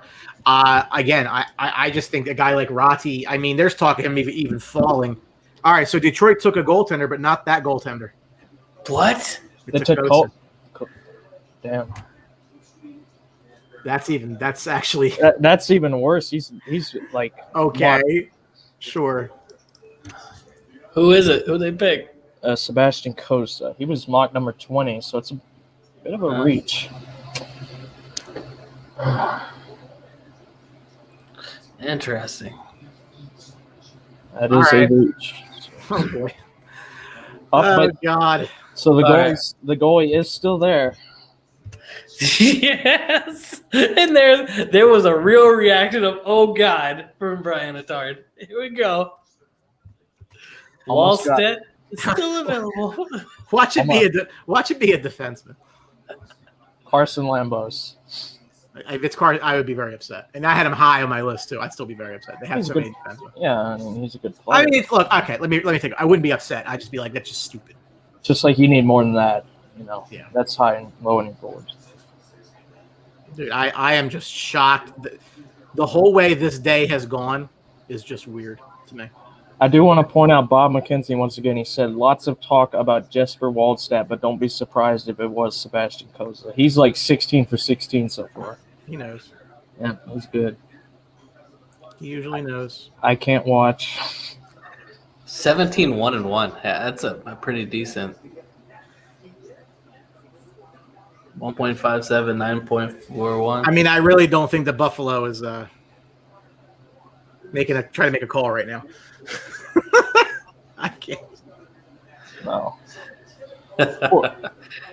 Poor Jack Eichel. I feel so bad for him.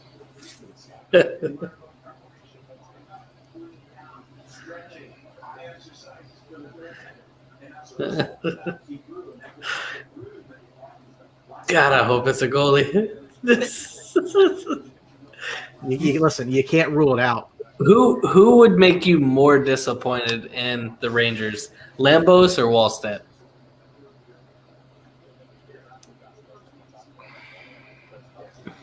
I just think you have so much defense that, I mean, I have Lambos much higher on my board.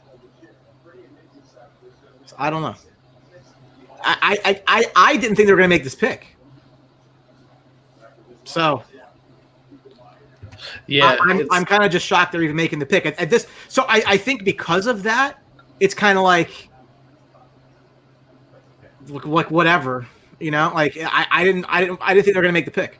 Wasn't the rumor that they're going to trade 16 to Ottawa for 10 and then use that to go for Eichel? But yeah, then Ottawa took the pick. So yeah, I mean, if you're getting Eichel, you're probably going to need this pick to do it. You could do next year's. You could do multiples in the future. It depends what Buffalo wants to do.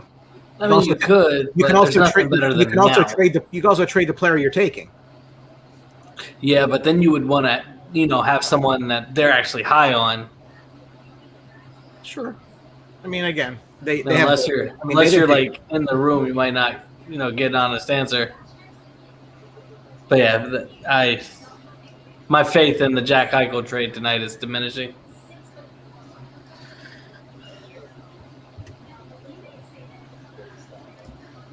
Because y'all don't have a second this year, right? I'm not saying anything yet. I'm not saying anything yet. That is a reach. Uh-oh. 26NHL.com, 21st Sportsnet.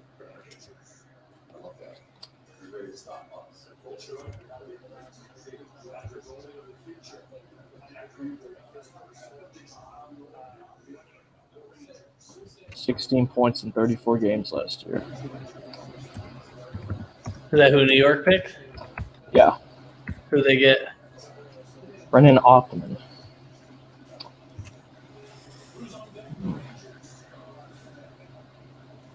Yeah. I mean, he was Bleacher Report's next best available. I just don't get it. I think they had him mock 13.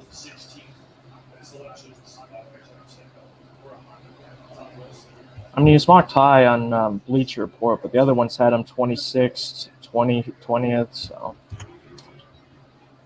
I just think, if Lucius is there, I don't know.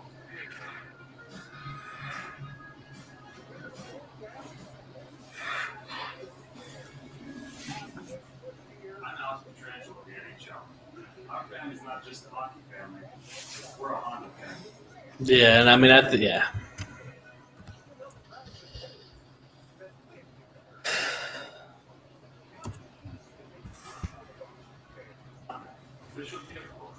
Boy Schwartz, what's your thoughts on this? I don't have. I don't know why they just refuse to draft centers. I mean, they have wingers at the wazoo. They just drafted 2 wingers in the top 2. They just traded a winger for, I guess a center.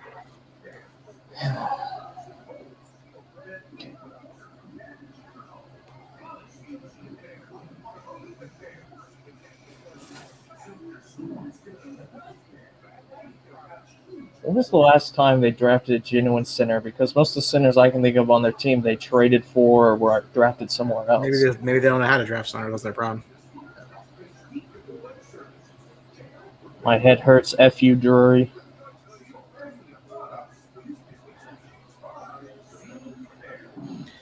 I don't quite get that. Think Gordon's got some smiling going on. They had to go to break just because he couldn't stop laughing at the pick.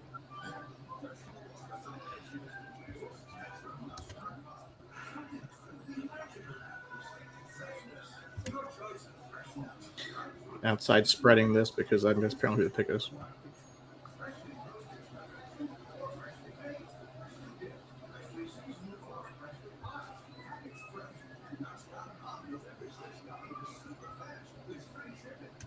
So yeah. So you trade Bushnetsov, right? Bushnevich. You trade him, and then you end up picking a winger at 16. Yeah, but the wings don't play for a long time. I mean, he's not playing anytime soon. Bushnevich will be 30 by the time this kid sees the league.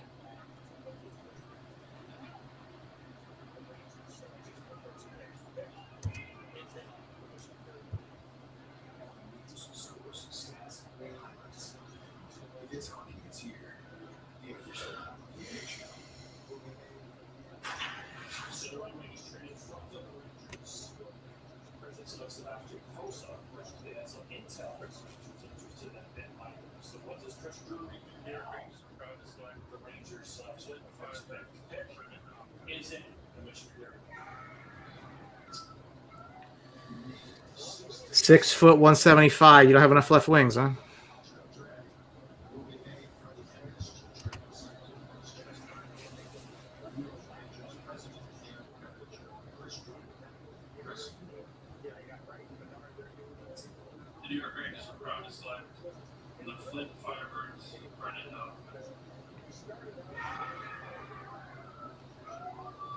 I just realized it's the first time Bettman is speaking without any booze because he's isolated in a studio.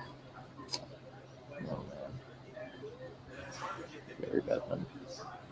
55 games, 17 goals, 16 assists.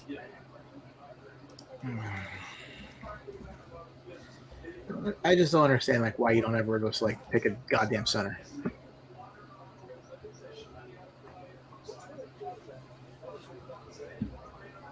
The left-handed shot.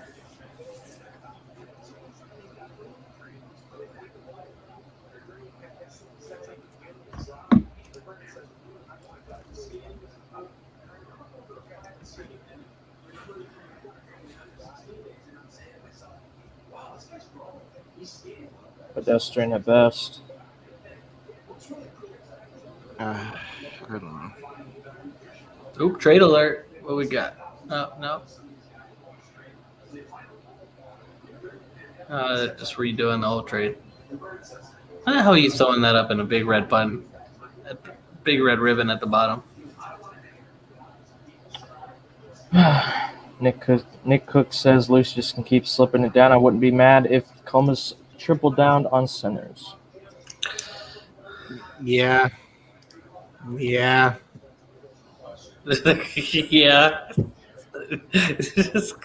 Hey, it wasn't the goalie though. It was not the goalie. He would have rather the goalie.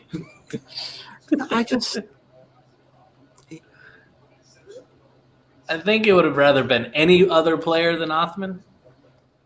But yeah, taking a center would have made the most sense right there. Like at some point, like, don't you need to address what is clearly the most gaping hole you have? Yeah. And they still have to give Zibanejad a contract, don't they, soon? Well, on that note, I'm going to go. Brian, I hope your night gets better. Corey, good luck waking up from the nightmare. And it's been fun. Thanks for having me on. Take care, Brent. Take care. Yeah. I mean, again, this kid's not going to play for 3 years. I mean, they had, again, was he not even in their top 20? No. That's good. That's good. Sure.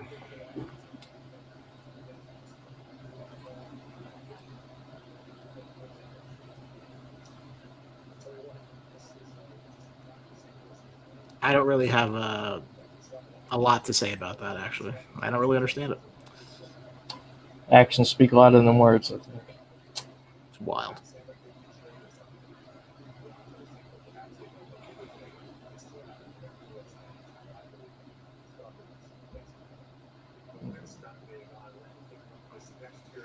St. Louis needs a forward. They just got one.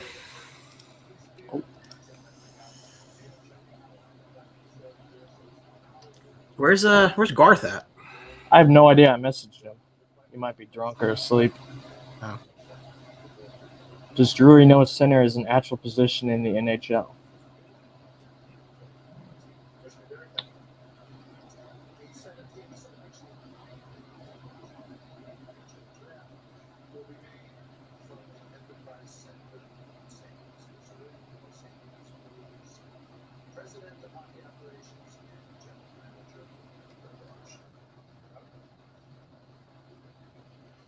St. Louis selects from Rimouski, Zachary.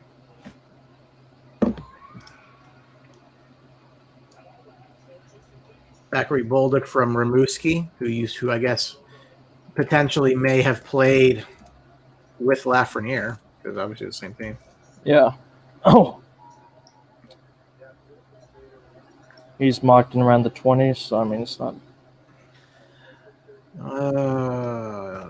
Treacherous times we have right here. No, treacherous times. What are they thinking with 3 top 20 centers available? They picked the right winger. Wait, at least you have a first-round pick. We haven't had a first-round pick in, like, years. Stunning. All right, let me go read the scouting report now.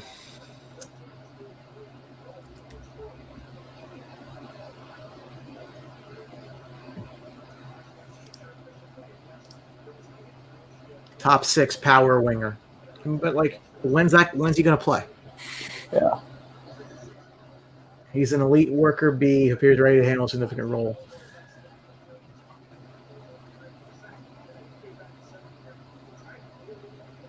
I mean, you mentioned earlier, maybe this is one of those cases where they focused this was their guy, and they passed up, potentially better players.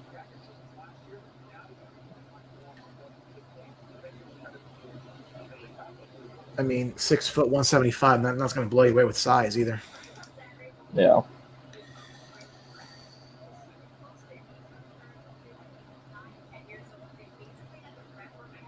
Yeah, I don't know what they're going to do here. Pleasure, man. Give us a like on the page. We appreciate it.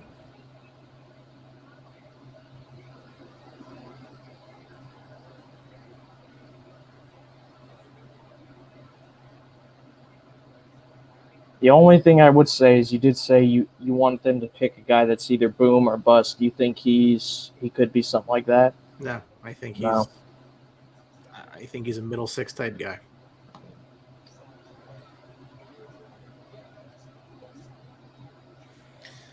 I don't know what they're going to do.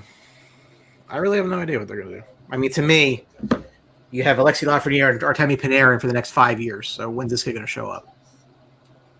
Yeah. But do you not ever want to take a shot and go win something? Ugh. And they did just get a left winger and sign him to a 6-year contract. Well, yeah, but he's bottom 6 guy.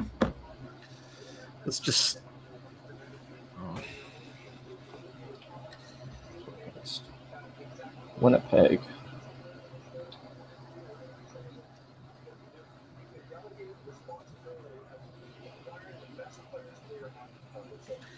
Well, we're over halfway done.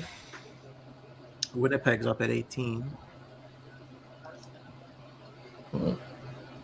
They have 5 defensemen with expiring contracts.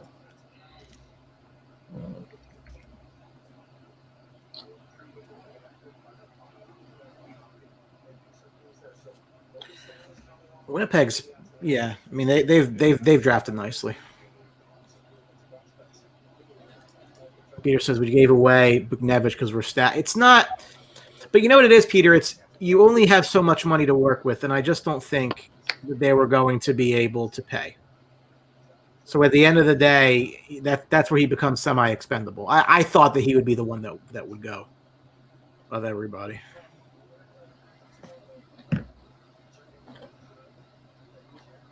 Tell you what, though, St. Louis is going to love him, I think. Absolutely. Here's the guys we should be taking.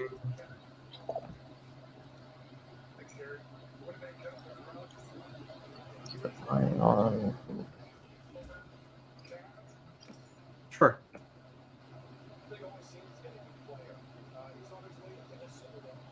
Sure. 2 centers, right after. Oh, wow. That's 2 centers right after. That's a great pick by Winnipeg. God. Let's see this guy.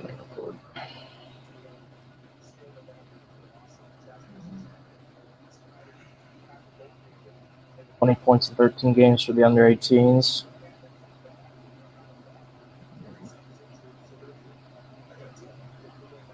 Great snapshot with power and precision. Good playmaker, too, it says.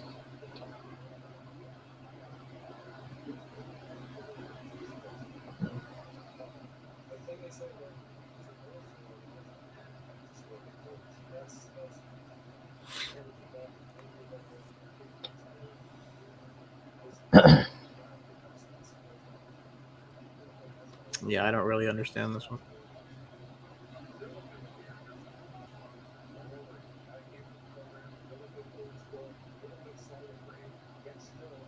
Much everyone's saying the same thing, it looks like.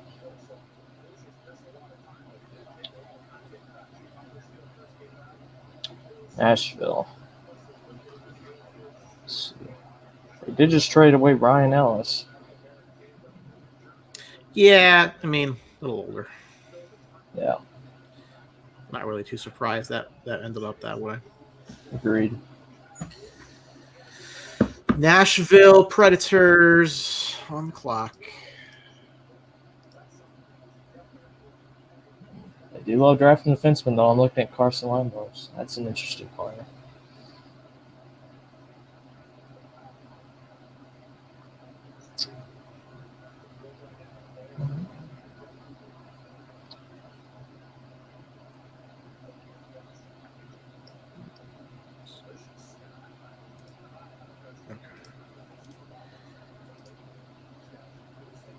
I'm sure Nashville take a center just for shits and giggles. I mean, what they were praying someone took Johansson or Duchesne, and obviously that didn't happen because Seattle, they messed up, but they're not that stupid. I just can't believe that was the pick.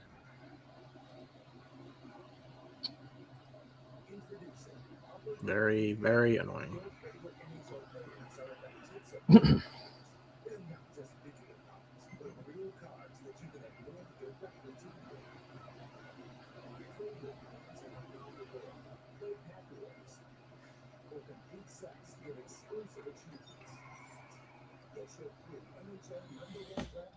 Comments coming in. I don't have a problem with the trade. I had one of Buch Heedle, if not both, but you have to pick a center here. No, I mean, with the value that was there, they do this. This is you want to know something like the reason that you had to feel good if you're a Ranger fan about the picks that they had with Lafreniere and Kakko was they were the easiest fucking picks in the draft. Couldn't screw it up. Not screw them up. And then the moment they had to actually, try and make a pick.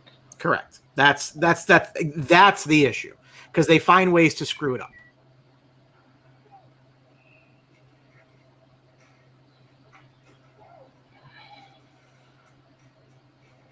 Do you think there's any chance at all they could still trade for Eichel, or is that kind of dead? I mean, it gets a little harder now, I would guess. Yeah.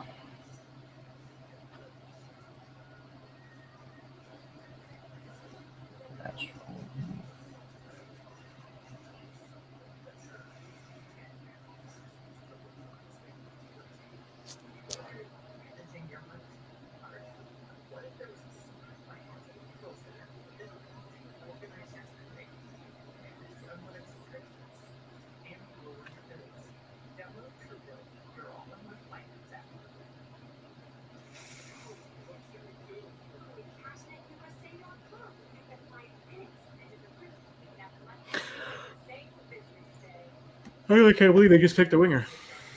I really can't believe it. Yeah. Sure.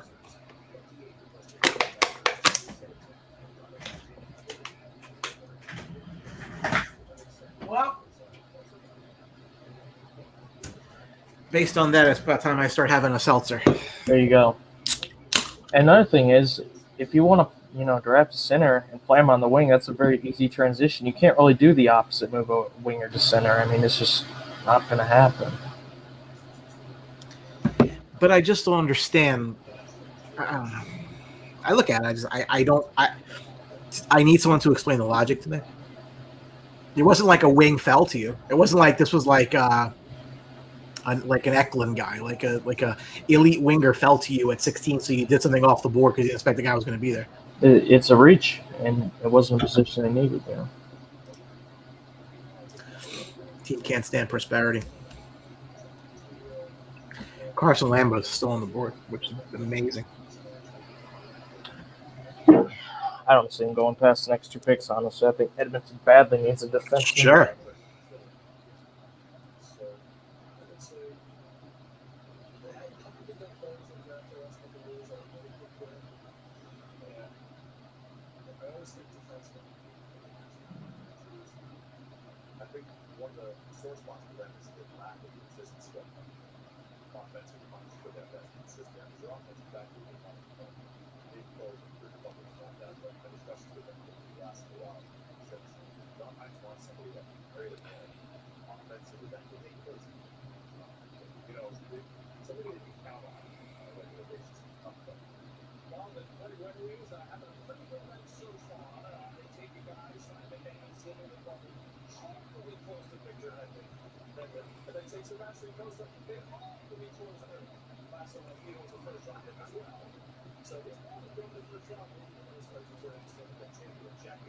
Well, this won't be a goalie because I think Nashville took Askarov a year ago. I could see Edmonton doing it. Yeah, definitely. Edmonton doesn't have a long-term solution in goal. I don't know. I just think their defense has been so bad for so long. It's tough. It has. But I think the goaltending was pretty terrible too. Well, yeah, I mean, Mike Smith, 39. Koskinen, I don't like Koskinen at all either, so it's possible.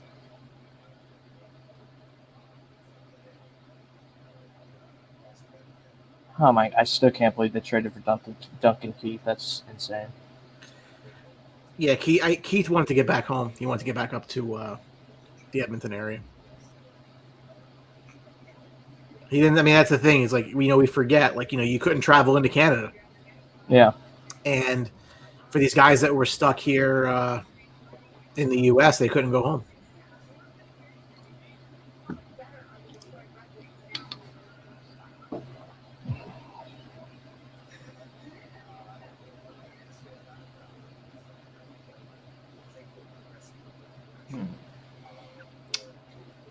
I'm glad we have these interviews. Yeah.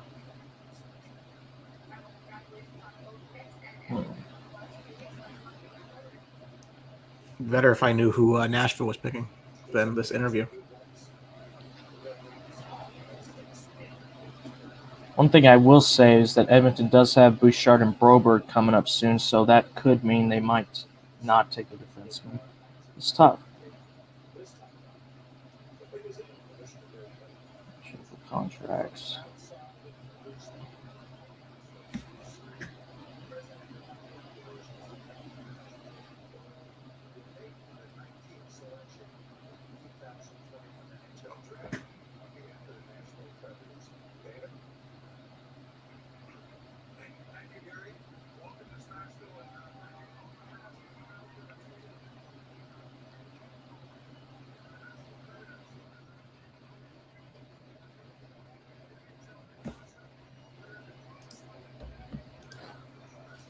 Yep. Sure. Another center. Yep. Everybody. It's actually fucking comical. And that was the guy you mentioned earlier that you liked, right? Yep.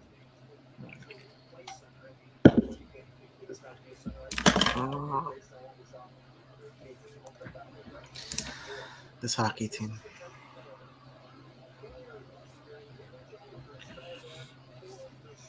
hockey team.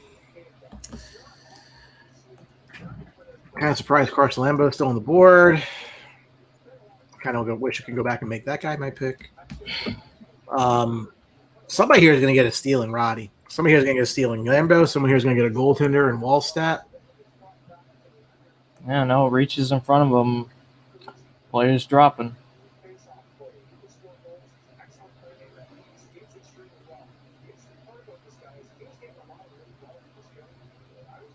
I will say, I'm not saying he's like this player, but Vasilevsky at 19, if they take a goalie now, it's not as crazy as taking him in the top 10. Edmonton could do it. I'm telling you right now. I mean, Edmonton could do it. It really wouldn't surprise me. Of course, it is Edmonton, and sometimes they go off the board.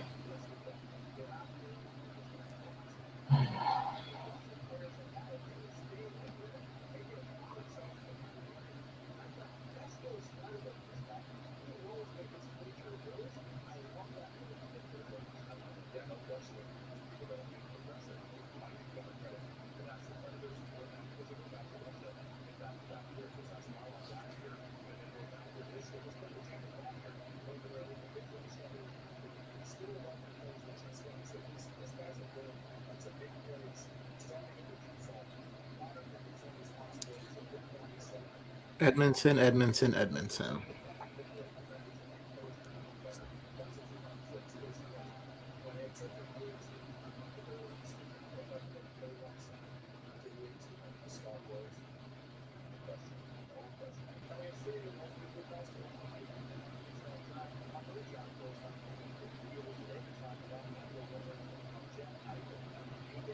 Let's see what's going on with Eichel here.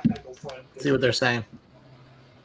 Well, what we can tell you, John, is that a lot of the action in Buffalo was about the other center, Sam Reinhart. A number of teams have made calls to the Sabres, and there has been a lot of conversations today about Reinhart. As I mentioned at the beginning of the show, I believe Florida's been around there, I believe Columbus has been around there, along with some other teams who've had interest in him. On Eichel, what I can tell you is just in making calls around today, the ask is still very high, and there were some teams who just felt that they weren't willing to pay what Buffalo was asking. Eichel is skating. I believe there's still a disagreement between the Sabres and the player about where to go medically here. I don't think that's been sorted out. I think he's probably a little bit frustrated, was hoping that maybe tonight would be the night for him, but it sounds like the action is hotter on Reinhart right now than it is Eichel. And, I think some teams, they've been in and out. Sabres still asking the world of Eichel. As they should.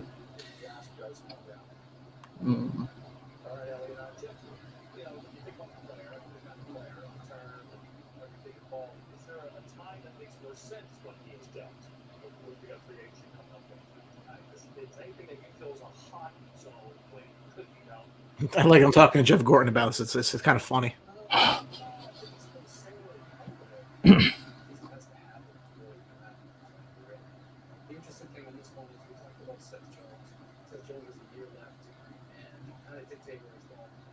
Jack Eichel has pennies left and $10 million, so they can send them wherever they find the right team.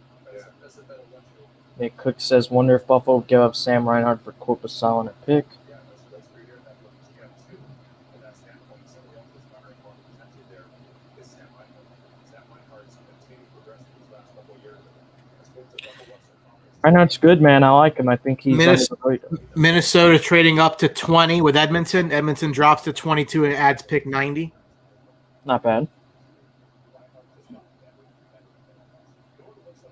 I don't know their goalie situation. They have no goalies. They have Carter Hutton and Linus Ullmark. So Minnesota.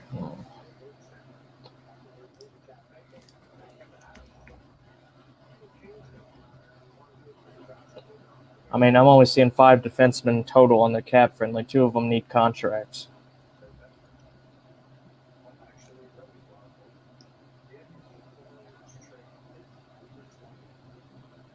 It's pretty.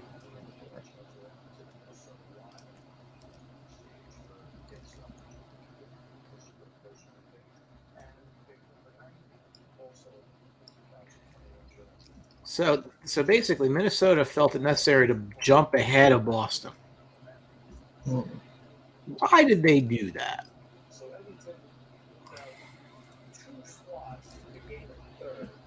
I mean, Boston did lose a defenseman in the expansion draft. Maybe they wanted to pick a defenseman here.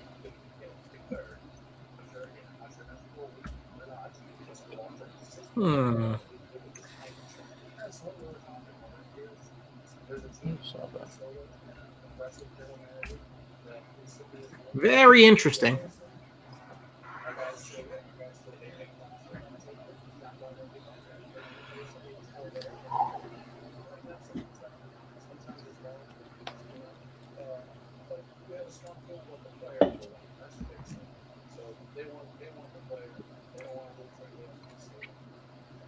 Look at Boston real quick.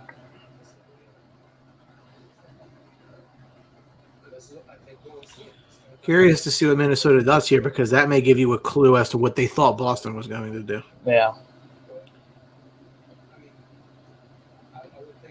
Just look at the boards real quick. Obviously, the goalie's still there.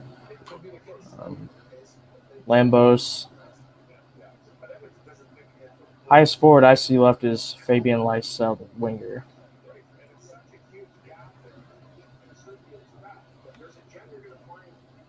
I don't really think they need a winger. At least Boston didn't.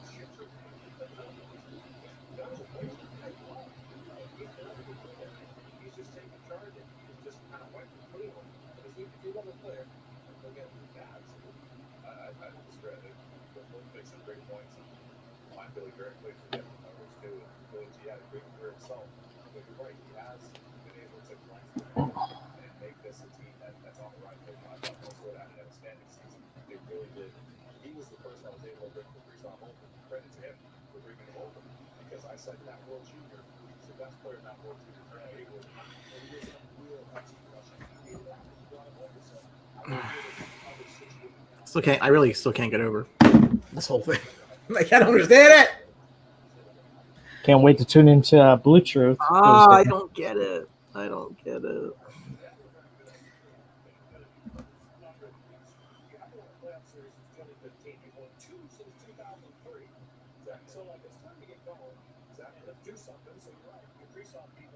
Not to mention, I don't even think we mentioned this tonight. They did lose a center in the expansion draft as well. Yeah. But there's still some talent on the board too. Like it always happens. That like that top of that second round, guys who fall, it just becomes like such great value. I can remember a few years ago, 2017, it might have been. Joe Valeno dropped to like 30th overall. Oh yeah. Most of that year, he was like a top 10, top 5 projection. Oh yeah. And then Detroit got him very late. It was a hell of a value pick for sure. How lucky have they been with some of the players that have fallen to them? My God. Zadina, Valeno. This is why I think this could be the goaltender. And listen, let's be honest. You know, Boston needs a long-term goaltender, so this could be them jumping. I mean, what I said in the expansion draft, I don't think Tuukka Rask is a long-term solution anymore. No, they still need to sign him.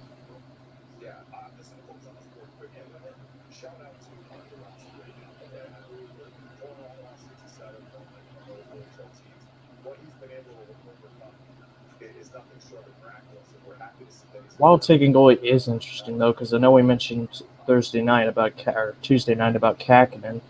I think he has a pretty good future. So we'll see.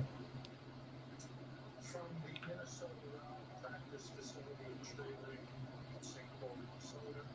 General Manager Bill Aaron named the 20th selection in the 2021 NHL Draft for the Minnesota Wild. It looks like you have some parents with you, so very well. This year we lost a beloved friend and colleague and our assistant general manager, Tom Herbert. After a long playing career, Tom re-entered the hockey world as an executive. We had a positive impact on every team he worked for and every individual he came in contact with. Tom will be dearly missed and fondly remembered. Tonight, we have Tom's 4 children, Madison, Rosie, Weston, and Roman, to help us make our picks. Yep, the goaltender. Knew it. It's a good pick. Up to him. They traded up.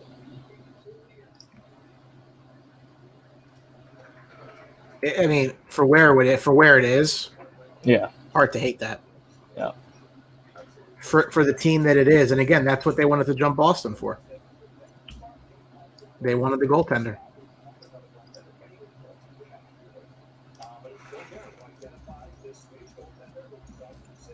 So Boston wanted a goalie. They did not get it. They're going to go defense. I probably would. Gotta wonder what that does for Boston now. Yeah. I mean, look, I think their forward core is still very good. I think they might have some uncertainty on the blue line.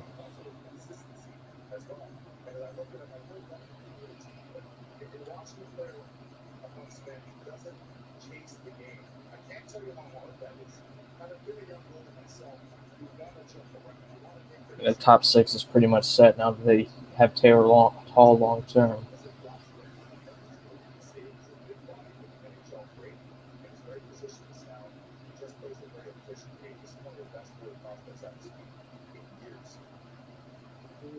Bergeron's 33 though, maybe, or 35. Maybe they take Roddy. Yeah, I mean, again, I think the teams that can take, if you believe that Roddy is Rady, I don't know how his name's actually pronounced, neither here nor there, but if you believe that he is a risk, if you believe that, like, you know, it might not pan out, then what you need is, I thought I heard Rangers. What you need is a team that has a very legitimate group of prospects to begin with, or a team with a extra pick, right? So talk about teams' extra picks. Detroit's picking again at 23. No, they're not. They traded that pick. I apologize. Columbus 25. Minnesota 26. Who the hell's picking at 23 now? New Jersey Devils. Dallas picking at 23. Devils at 29 as well. Chicago picked, right? They're at 32. Chicago did not pick because... they traded it. Right, yeah. Columbus picks again at 25, you mentioned. So Minnesota's down. Minnesota picks again at 26. They have Pittsburgh's pick. That's probably from the Zucker trade, right? Yep. Carolina and Colorado 27-28. Like, those are the kind of teams that could take a shot where if it doesn't pan out, it's not going to make or break you. Yeah, like, so what? You're already a good team. Why not take a risk? Right. Boston is that kind of team, but they don't pick again. It's that stage in draft where it's really anyone's guess, honestly.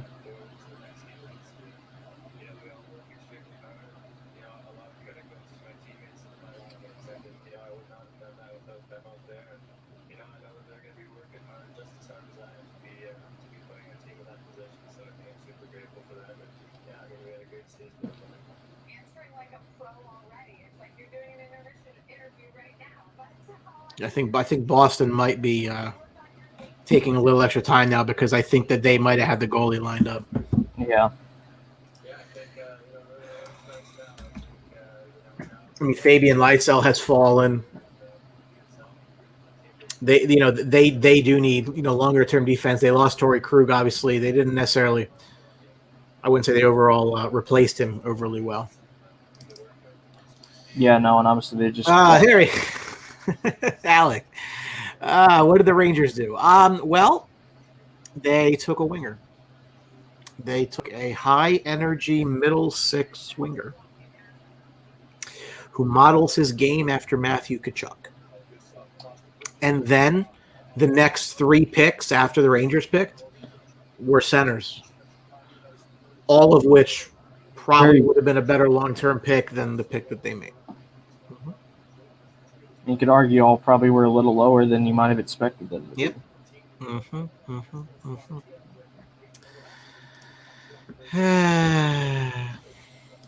All right, what's Boston doing here? I don't know. Now that the goalie's gone, they might go defense, center, like I said. But it's really tough. They already have a team. It's kind of hard to predict. They don't have any needs. Yeah. But they're a bit of an older team. Yeah. Maybe a Bergeron replacement. Brad Marchand's 33, but he still has 4 years left in his contract.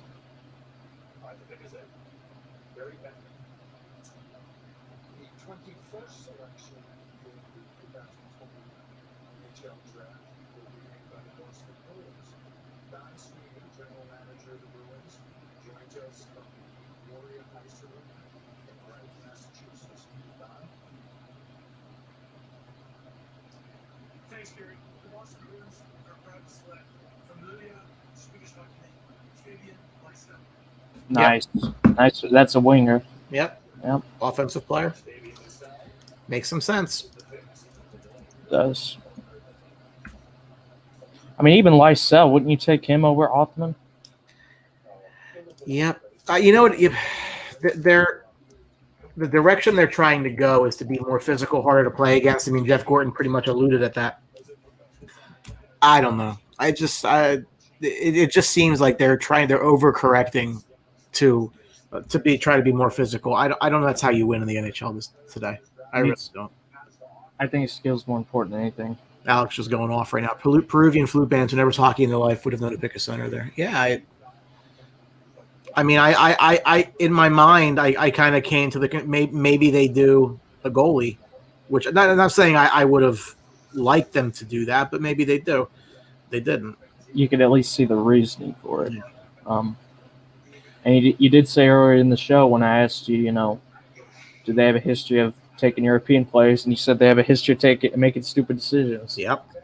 Which again, it goes back to people are like, "Oh, you were so excited for Lafreniere and so excited for Kakko." I said, "No, I was so excited because they couldn't screw those picks up." I mean, they were guaranteed picks, pretty much. It was those are the kind of picks. Those are kind of picks where the pick is made for you. When the Devils took Jack Hughes, they picked Kaapo Kakko for the Rangers. It was always going to be the Rangers would take whoever they didn't. Right. So. Even if Kakko busted, if Lafreniere busted, it didn't matter because everybody would have made the same picks. Yeah. You can't be blamed for it. You know what I mean? But when you take a player and it's higher than he is and you have no other needs, and yeah. Right. Some doubt. Edmonton. So Edmonton's not going to get their goaltender. Now, if Edmonton wanted the defenseman, guess what? He's still there.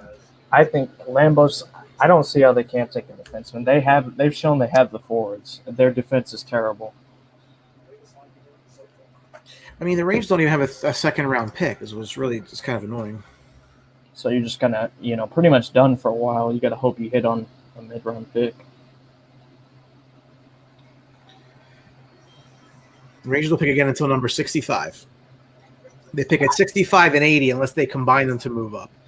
They're at 65 and 80. They're at 104. They have 3 fourth-round picks. I mean, they have 5 picks in the third and fourth rounds tomorrow, but could trade up, yeah. I mean, they could choose to do that. I want to thank everybody for watching right now. I'm a little perturbed at my team's draft pick, so I apologize if I am not as I don't know.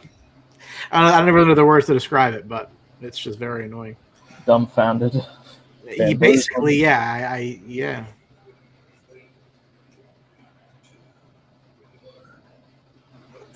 It's just one of those things where, like, I just don't get it. Yeah, definitely.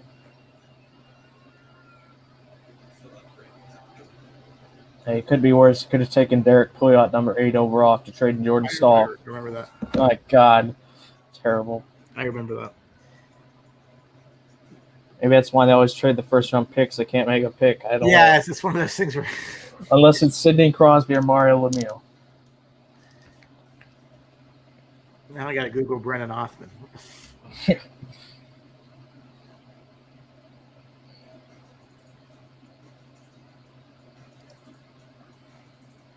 Hoffman surged up draft rankings thanks to a strong U18. Or where do they have him?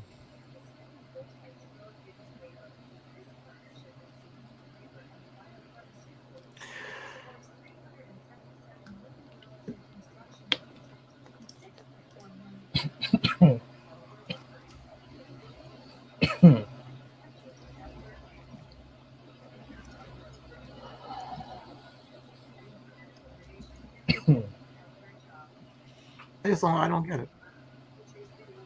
I'm gonna have to do a lot of research to hopefully find some silver lining. Yeah. It reminds me of last year. I mean, from the draft from last year, where they trade up to go get Braden Schneider, the defenseman, and centers were there again. Yeah.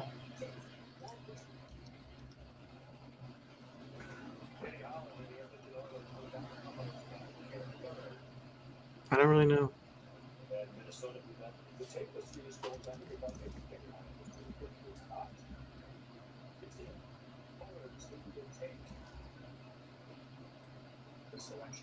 What could they do here? I mean, again, Lambeau's still there. I think is interesting.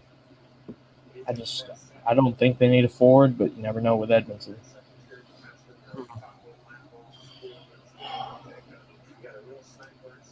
Could take Roddy if they want to move him to the wing or something. I mean, obviously, they're not really in goalie spot here. Yeah, I mean, let's find out.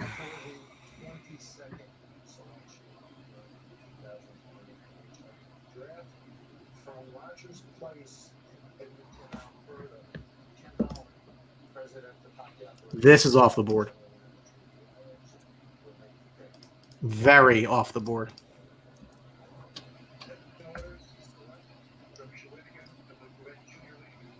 Oh my God.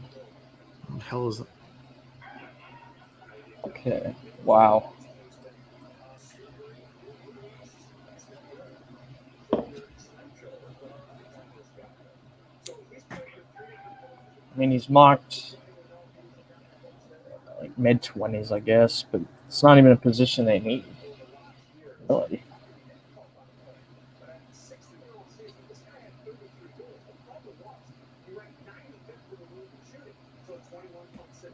Yeah, I don't like this pick for them. Yeah. I would have taken Lambos, honestly. It's actually wild, like how far he's fallen. Somewhat. So now you have it. I mean, and then Dallas now, obviously with the trade down. Interesting. I mean, I don't want to, keep saying his name over and over again, but other than Heiskanen, most of the defensemen are late 20s, early 30s. Well, Klingberg, I think, is on his way out. Yeah. That might be a financial thing. He's got 1 year left. They're probably going to trade him at the deadline or something. Essel and Dell making 5 points. They took defensemen 2 years in a row, but dude, somebody's gonna get some amazing talent at the top of that second round. Don't be surprised. Honestly, do not be surprised at all if when this thing picks back up tomorrow, there is some obvious trading into the top of the of that round, in the second round.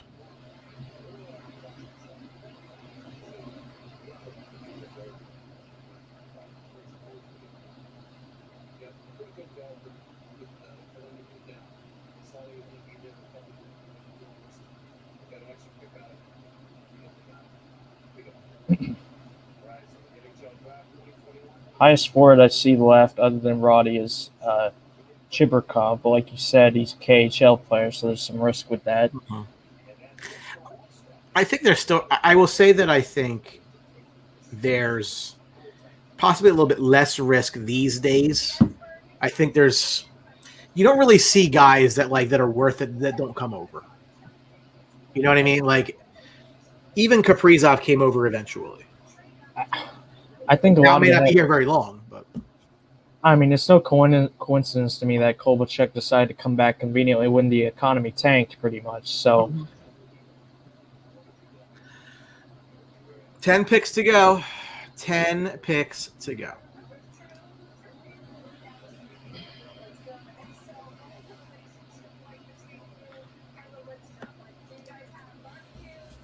Can't believe the Rangers drafted Brennan Hoffman.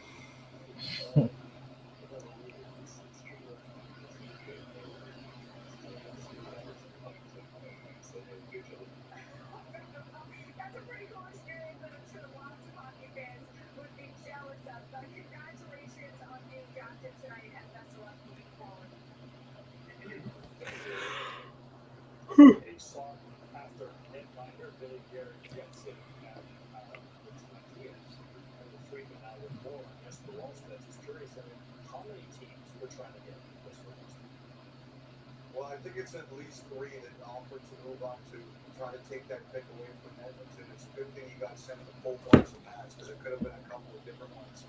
Obviously, Minnesota, I think LA did too, and I believe there was at least 1 or 2 more. You know, the thing is that Edmonton didn't want to move too far. There was a guy that wanted. I like the nicknames you guys were just giving.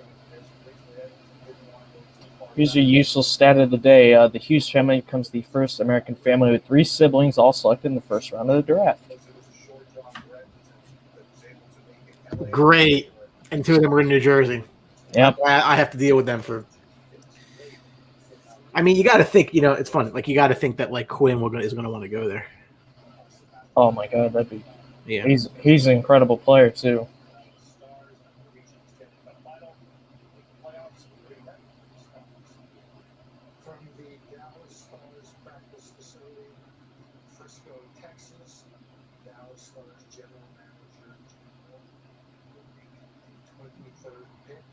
In the 2021 NHL Draft on behalf of the Dallas Stars. Jim? The Dallas Stars are proud to select from Windsor return Mark-Philippe Wyatt Johnston. Also low on my list.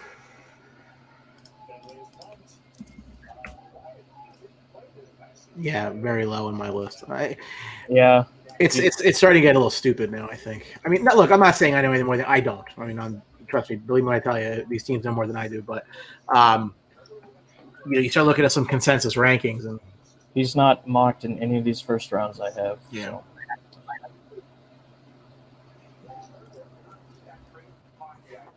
And here's the thing, too, from the Rangers standpoint, is they have a deep – I would start consolidating these picks together. I'd go trade 2 3s, go get a 2. You know what I mean? I would do that. Yeah.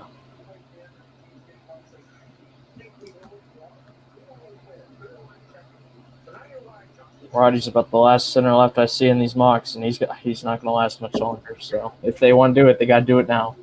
Yeah. Dude, I'll tell you what. How about if Columbus gets a Carson Lambos too? What a great draft they'd have. Columbus has knocked it out of the park today. Got to give them credit.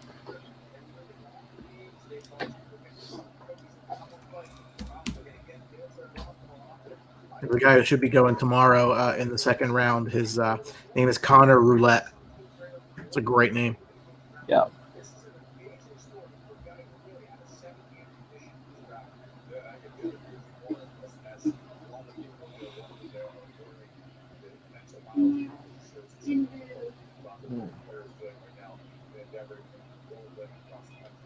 I got to tell you, when you think of your mental health, your mental acuity, your focus.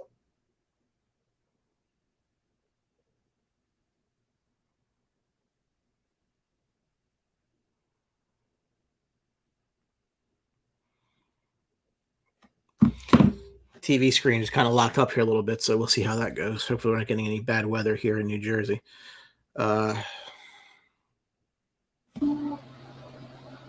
Yeah, obviously Rangers fans already feeling a bit under the weather, so.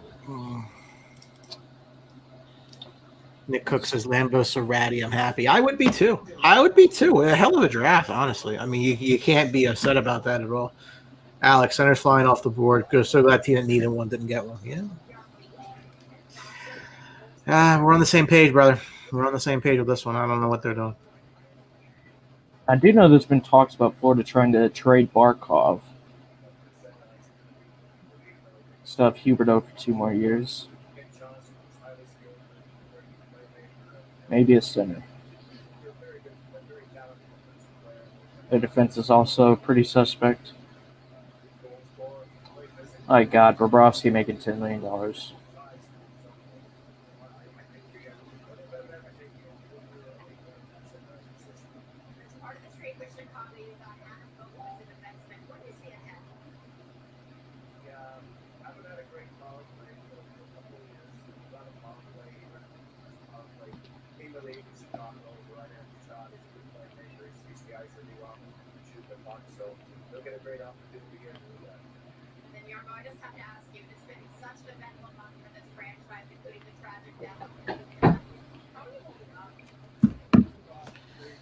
Florida on the clock. Florida Panthers. Honestly, I could see that being a ratty team. I really could. Yeah, I agree. Especially with the uncertainty around Barkov. Thank you, Emily, out there in Columbus, Ohio, for us. So there are the selections thus far, and the rest of the picks to come here in the first round. The Florida Panthers on the clock, as you can see, their pick coming, and we have a draft party. Really can't beat the yacht club. Exactly. And yeah, sick. That's so good. I think that is right up alley. Florida. I gotta say, I can't swim, but skate. How would you like to know? So yeah, when you're good, it's tough to get better, isn't it? Yeah, you gotta, again, they're coming. They got the young goaltender Spencer Knight. A lot of people really his maturation. The better he is, the better he'll be, obviously. Again, when you're in this mode as a coach, better head coach, you're going to kind of get it. Yeah, you're doing it better.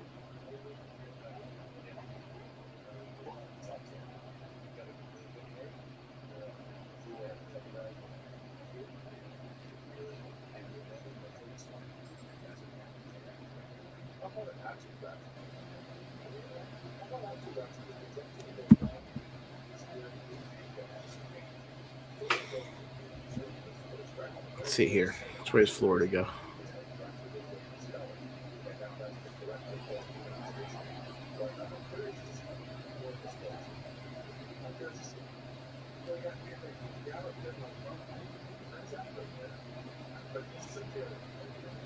It's an interesting pick because they really could go a bunch of different directions. Yeah. I mean, they don't desperately need anything, but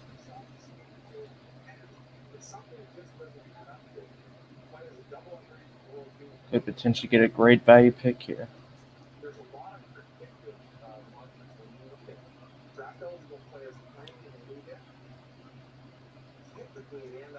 I really can't believe Carson Lambos is still on the board right now. It's wild. Works out, but he is a very interesting study as we get to this back end of the draft.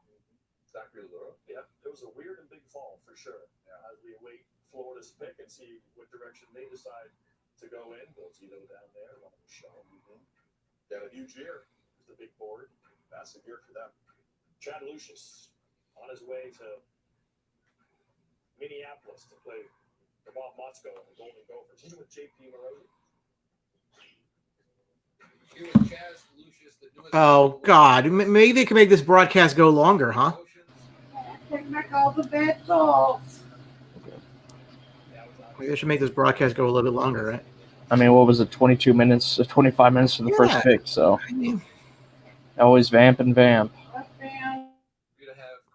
I mean, make the pick and then go to this guy. You know what I mean? Like, it means everything. Obviously, we've been through a lot together. Obviously, he plays at the MTVP as well, and then obviously next year he'll go through this. So, really happy for him and glad to call him brother. How do you describe your journey during this season, coming back from the injury and showing just all the talent that you have?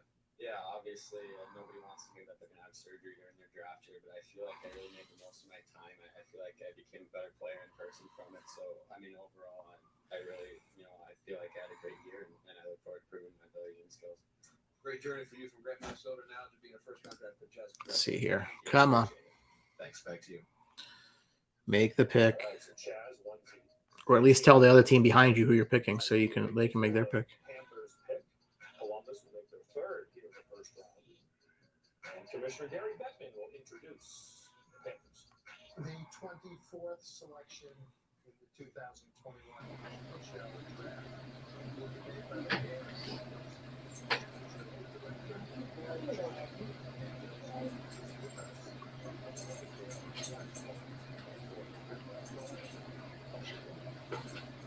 It must be nice.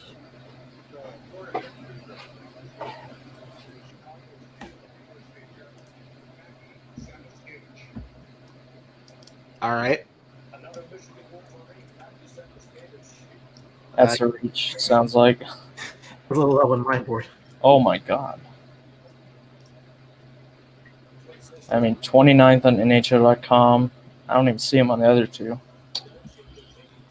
Okay.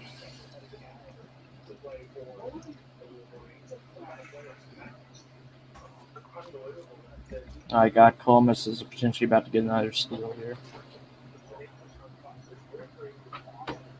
I don't. It just boggles my mind because, like, you see, and Columbus is in a great spot. If Nick is still watching, I don't know if he's live on the broadcast or not, but Columbus is in a phenomenal spot right now because the level of talent that has fallen to them is insane. Did we see 3 centers here? Go with the defenseman in Lambos. Could go with Roddy. Chibrikov. Yeah, Buddy says Nick Cook.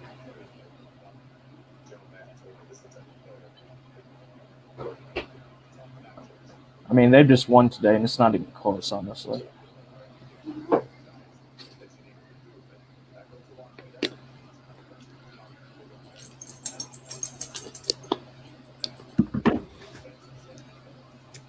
Yeah, it's just like I'm not a big, and I'd like to hear Nick's thoughts on this. Like, I'm not a big Seth Jones guy. So the fact that they turned Seth Jones into 2 1s and Bachvist and had 3 first-round picks tonight is awesome. Like, I really like yeah, it kind of stinks that they keep recycling players that don't want to play there, and they got to figure that out longer term. Mm-hmm. But given the hand that they were dealt today, I think they played it very well. I mean, I'd argue that Bachvist is better than Jones right now because Jones has been regressing and Bachvist can only get better. Yeah. The fact they got picks in addition to that is just a bonus to me. At least we've won something, he says. There you go. Well, the Rangers have given me a lot of content for my show on Thursday. Yeah, I know. Because they've proven it again, the time and again. They do not, when they have to make a decision, they don't make the right one. When the decision is made for them, it's fine. They never fail to fail. Yeah. Nick says he's overhyped. He's good, but he's not worth what he was given for him. I'm so happy. I would be too. You know, his advanced numbers weren't very good. And that's not to say that Columbus did poorly in the Ryan Johansson for Seth Jones deal, because I don't think they did poorly at all. No, they won that trade. Yeah, but I think that the way it's turning out, I think Seth Jones did them a favor, honestly, because when he says, I don't want to be there, that gives you an out. You know, your fan base can't be upset with you when a player just wants to leave. Now, again, like I said, they need to figure out their longer term problems because they just do.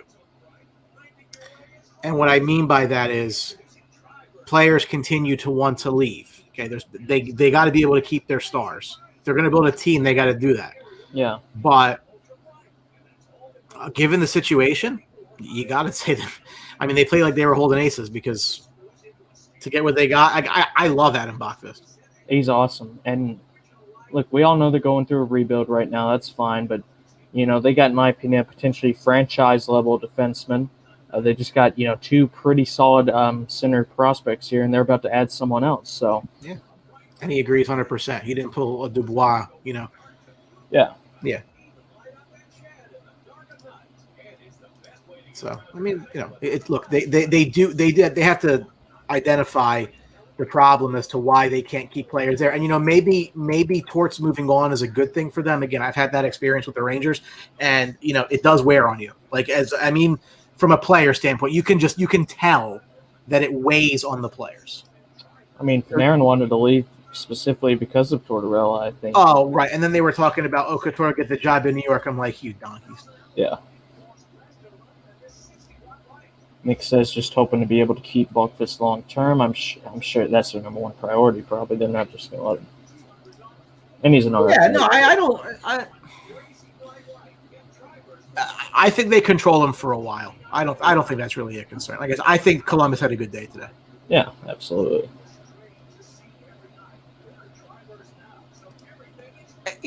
Nick, to your point, I did think that the hire was questionable. Not that I don't think he can't do the job. I don't know him well enough to do that. But when you have people like Rick Tocchet that were still available and they just go internal, it's kind of weird. Larson was their power play coach, I believe.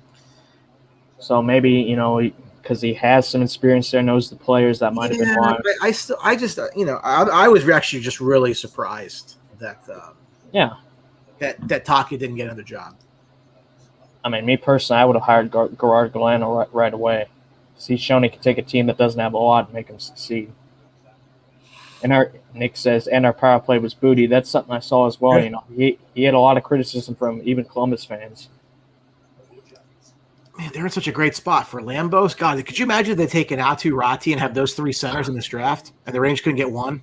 And Boakfist to add to that. Oh, yeah. The only thing with them I'd say is, are they sure Merzlikins is the future solution there? Because I do like them. It's interesting.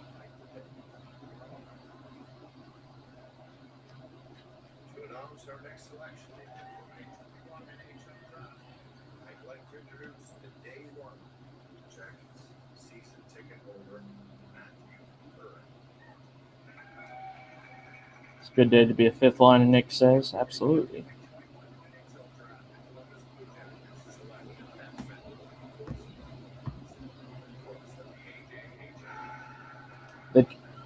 They took Coleman's? Yeah. It's not bad, but I would have taken Lambos. Yeah, I think at this point, I mean, he must be falling for a reason. There must be something wrong. Maybe some medical stuff no one really knows about. Yeah, I mean, at some point it kind of gets like, okay, why is this happening? Nick says, Elvis is our guy, just needs to stay in the net and quit chasing pucks. I like him. I think he has a lot of potential. All right. So just so you know, this is Pittsburgh's pick. Yep. It's just lovely. You trade a first-round pick for a guy who's overpaid, as I said. Congrats, Minnesota. Enjoy the pick. I mean, we're allergic to first-rounders, so. Look, I understand it because they're trying their best to do the best that they can do while they have this team. But eventually that is going – I mean, look, you're sitting there on Malkin's last year, and I don't see a situation where they can bring him back. Yeah. Not for any kind of appreciable money. They need to trade him. I love him. He's probably my favorite player even more than Crosby, but they need to trade him. I don't mind if you want to trade first to compete longer. That's fine. I think what's the problem is they've traded – high picks for guys like Patrick Marleau, who then leaves immediately after doing nothing. Zucker, I mean, okay, first rounder, I think it's an oversell. I think it's the right approach. I think they've just gotten the wrong players for it. Yeah, I mean, it's going to be like it's a longer term, more involved type rebuild, but it's kind of one of those things where as a Penguins fan, like you knew. Yeah, absolutely. They need to do it. They're not contenders anymore. There's several teams that are, way better than them. I would, Letang needs to go. I'd hate to see Malcolm go, but they can't keep him. If you want to keep Crosby, okay, his contract's manageable for how great he is. But, I mean, they're not going to contend anymore. Their window closed. They should have won that series. They didn't. They should have beat Montreal. They didn't. There's no excuse for them getting swept by the Islanders a few years ago. I mean, they just regressed severely.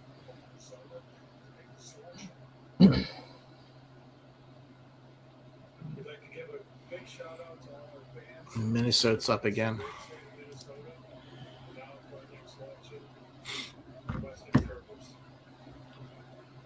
With the 26th pick in the 2021 NHL Draft, the Minnesota Yep.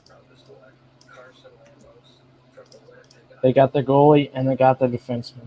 Both dropped. It's a good draft. Yep. Really solid. And I actually, I have to go back and remember who it was that they took last year, but I remember liking their draft last year. Yeah. I think they took Marek Kushnedinov, who I thought was a steal where they got him. Like, he was a little bit ahead of some people. Yeah. It took Marco Rossi, number 9, and then at 37 they got him.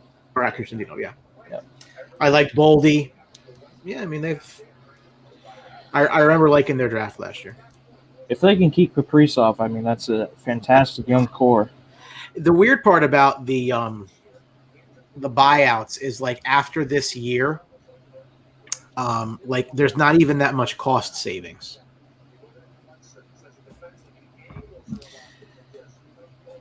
Players will eventually want to be here. Well, you got it. You just got to understand, like, I don't know how good their exit interviews can be, but they have to figure that out. Like, and I understand that I'm saying that as a Rangers fan, everyone wants to go play in New York, and I that's the truth. Is players want to sign here, yeah, because they want to live in New York. I've always said that players don't want to go sign with the Islanders because if you're going to come to New York, you play for the Rangers. I mean, look, it's an original 6 team. It's one of the biggest countries or cities in the world. Excuse me, and they have a legendary history. So absolutely, dude. If the Hurricanes, oh my God, they draft so well too.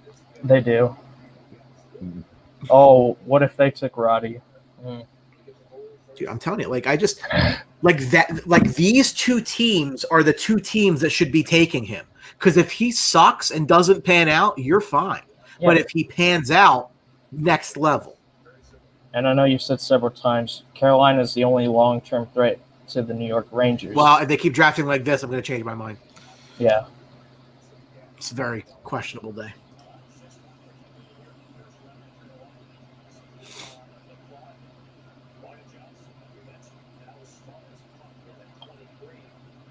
I mean, honestly, you could even say that Hurricanes Tampa Bay Lightning second rounder was the de facto Eastern Conference Finals or Stanley Cup Finals.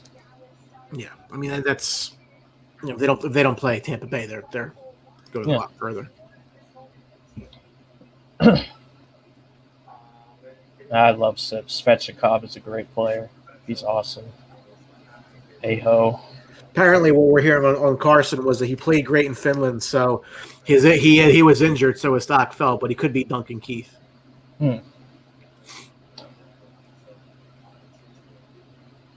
That's the thing. They dropped injury, and then you can take a chance on that. I mean, that's the thing. Anyone can get injured if they don't have a massive history. I mean, I don't see it as a big deal personally. 6 picks to go. Luckily, I like that Canes team. I do too. They're awesome. They do a lot of good stuff. Although I will tell you, it feels as though they're financially not that set, because to send out Nedeljkovic for a 3rd-round pick and garbage is kind of like, that was weird. Why are you doing that? That was weird to me. I thought he would be their future goaltender, and they just traded him. But I'm not going to question their decisions too much. I will say that they have 3 goalies there that are all UFAs. Right. And they got to figure that part of it out. Yeah.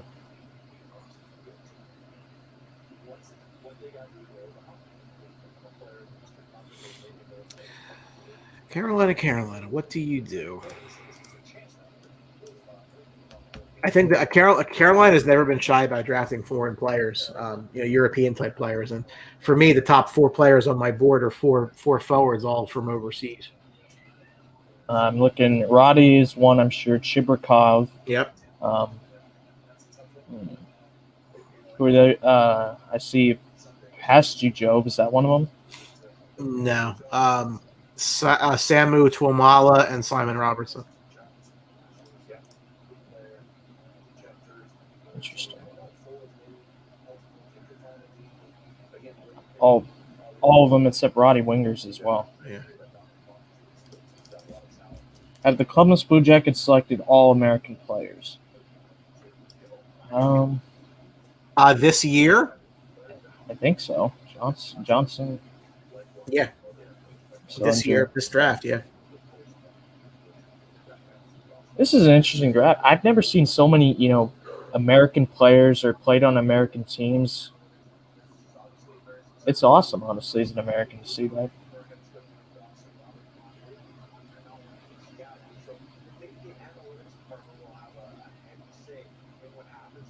Especially with this draft, if you get the lower end of the first round, and you're thinking about some of that decision, you're hoping that analytics will be able to help make that decision for you and get the lead on the game. Maybe there's no one they want. Currently have a trade on this selection. Oh, Carolina's trying to trade out. Let's see what I can figure out here.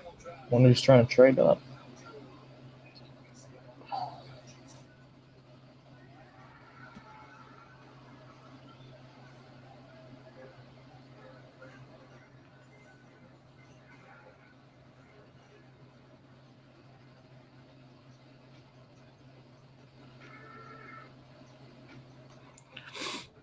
Who could they be trading with? Have to be a forward. I think most of the players left highest on the mocks are forwards. Who's got? I mean, could maybe Montreal, Chicago might be trying to move up. Somebody from. At Fingerhut, we don't define you by your credit score. We celebrate you being you. So we offer low monthly payments on the stuff you need. Nick Cook, that's odd out of Yarmo, but I do like to see it. The game's beginning to gain more popularity here again, and the ESPN deal will only help. Absolutely. Now, I will say, I don't know who it is, NHL or ESPN. Try not to announce your expansion draft picks 6 hours before the actual draft. Yeah, really. Come on.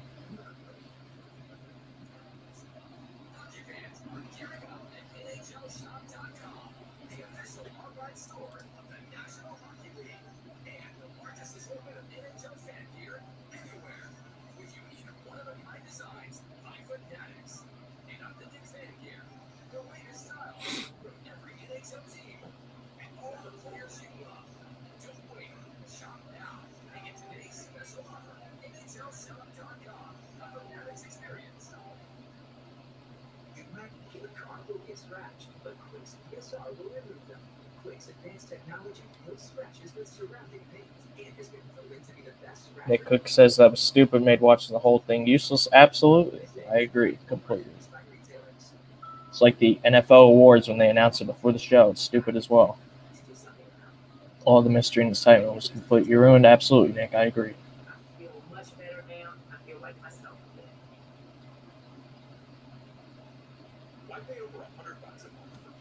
Let's wait on this this trade here. All the channels you want, all the entertainment you love, for the price that cable can't beat. Try free.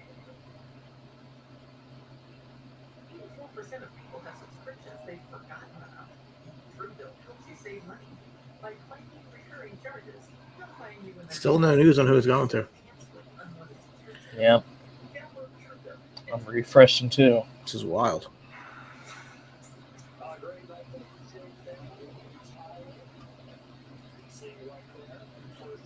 Maybe someone's trading up from the second round too. That's what I'm thinking.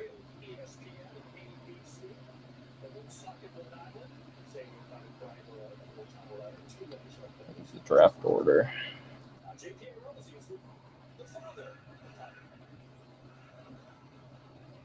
See, first three teams in the second: Buffalo, Anaheim, Seattle. I don't think it'd be Vegas, Arizona, Detroit.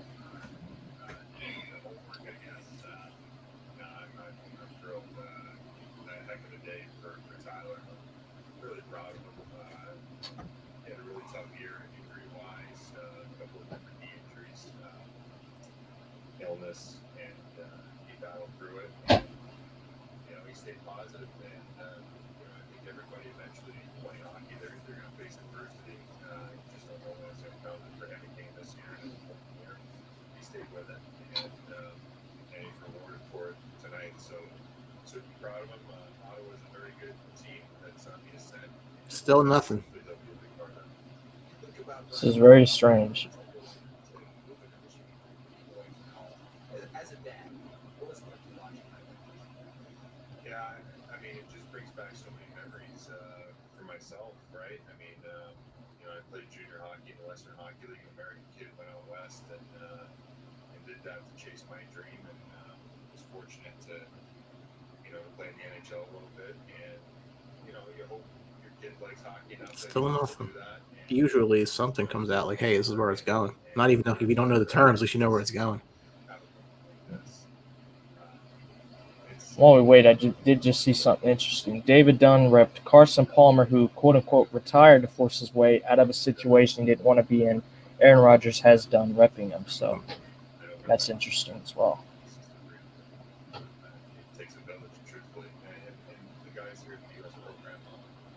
Still not seeing anything. Nothing yet.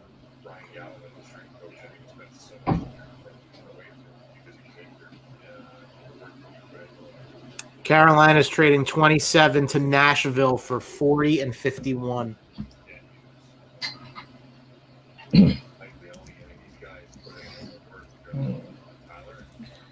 Nashville coming up for a raid, Roddy?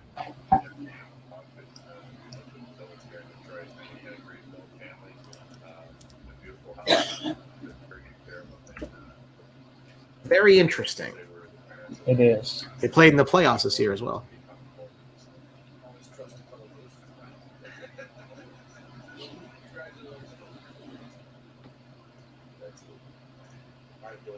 Nick Cook says, being a Packers fan, I'm so tired of the Rodgers saga. I'm not listening to it. Comes from Aaron or his agent. The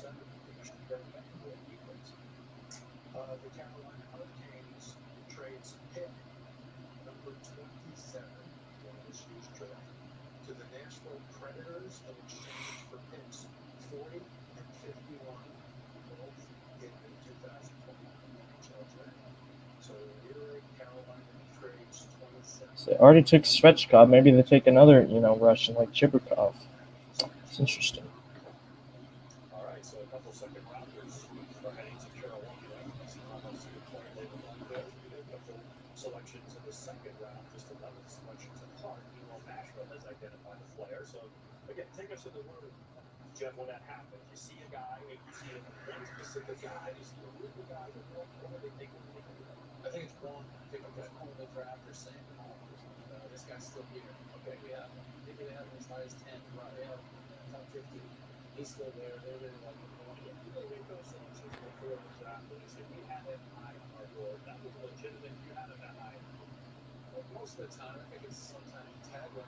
Right, I'll say that. We don't have to know. That's true. So, yeah, I mean, it could be anything, but I think this is a team. We're going to have some player that has it higher than most of us. And another team that came back and did 2 second picks and throw yeah. It's kind of crazy because I look at they got 20 picks the last 2 drafts, and then I look at they now got 3 seconds. We got 2 thirds, a 4 and a 6, and 3 seconds. What will Nashville do?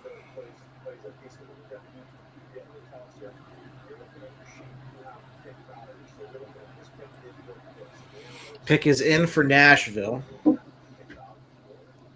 They do have a tendency, I think, of drafting European players, Finns, Swedes, so. Yeah.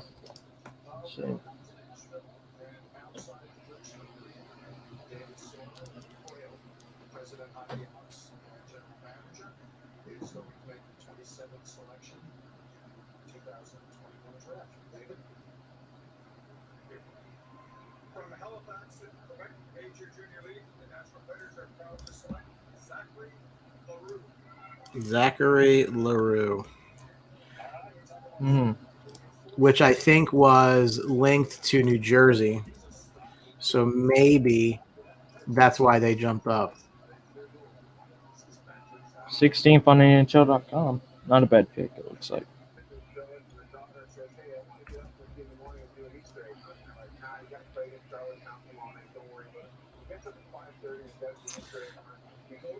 Colorado, man. Oh, if they took Roddy, oh my god. I'll tell you what, man. That's the kind of pick, man. That's the kind of pick.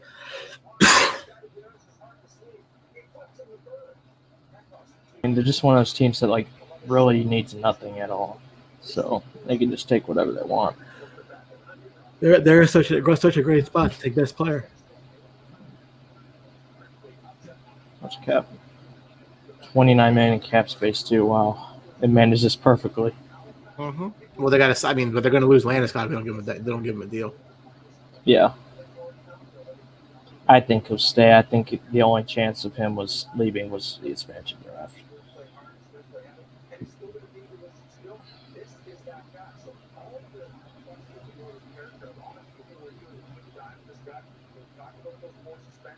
But you're able to say there safely. It's more immaturity. I see pictures of this village hanging out with the family, playing guitar with the brothers Johnson, the ex-NHL, and they're all drinking beers. Zachary, he's playing guitar, not drinking beers, but he's getting involved and he's into that family dynamic in a Philly household. Sometimes you sit there like a wallflower. Sometimes you get very interesting. What color? This is actually probably of the remaining 4-5 picks the most interesting one to me. Yeah, it's gonna get into that little boring phase. Yeah. We're just waiting.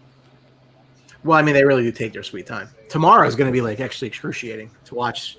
It's supposed to take 3 hours. It's going to take like 7. Oh my! 6 rounds, yeah, absolutely. I don't know why they don't separate it into 3 days. Yeah.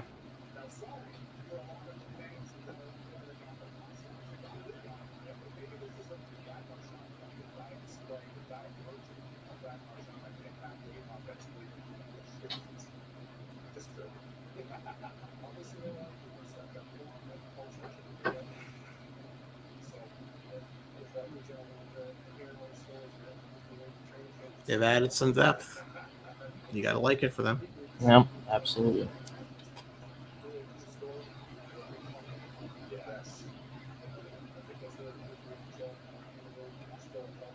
Nathan McKinnon only $6.3 million. My God. Yeah, I know. He took a very, very, very nice pay cut. Yeah.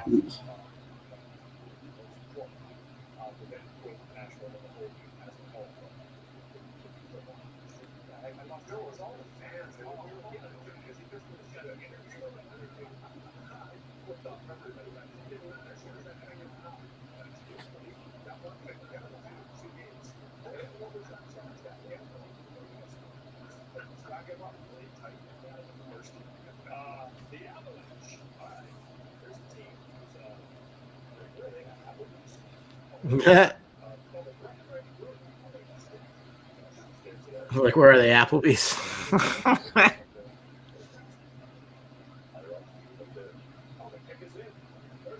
Pick is in. Okay.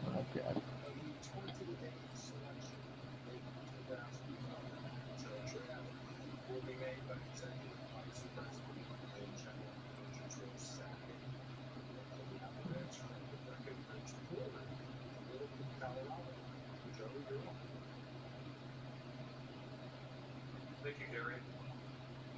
First of all, I just want to welcome all these great fans here to our draft party.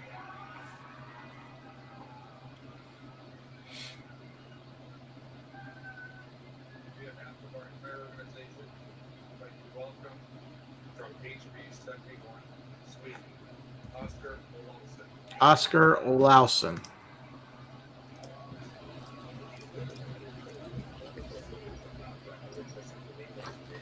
I mean, you know, it's not bad. Not a big deal if he doesn't work out. Hey, I've seen him already. 4 points in 16 games in the SHL.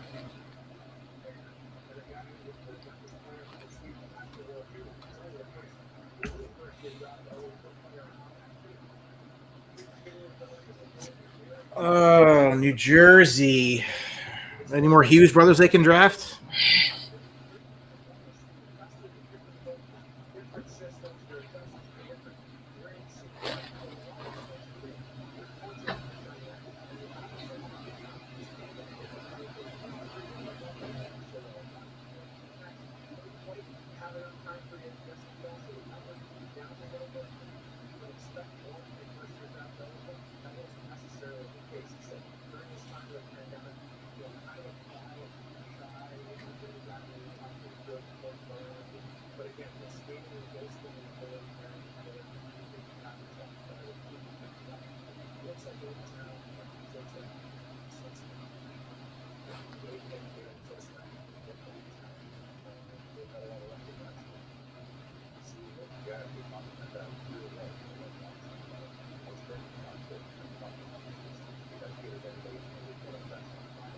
What will New Jersey do?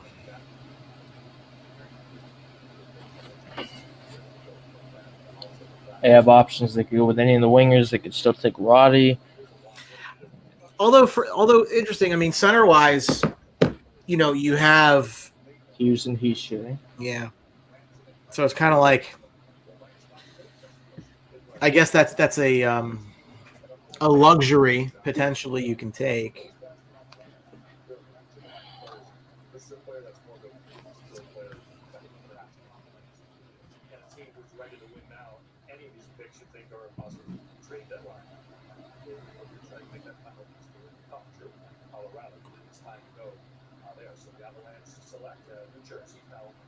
4 selections left here in the first round of the 2021 draft. Again, virtual this year for the second straight year. Next year, hopefully in person in Montreal. The families get together in the stands and have our conventional draft once again.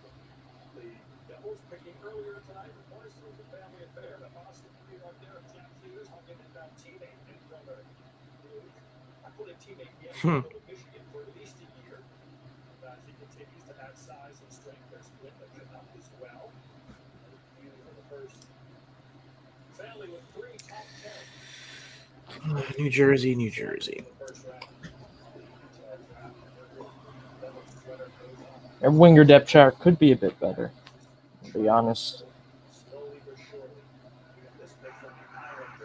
This was the pick that they got for Kyle Palmieri and Travis Zajac.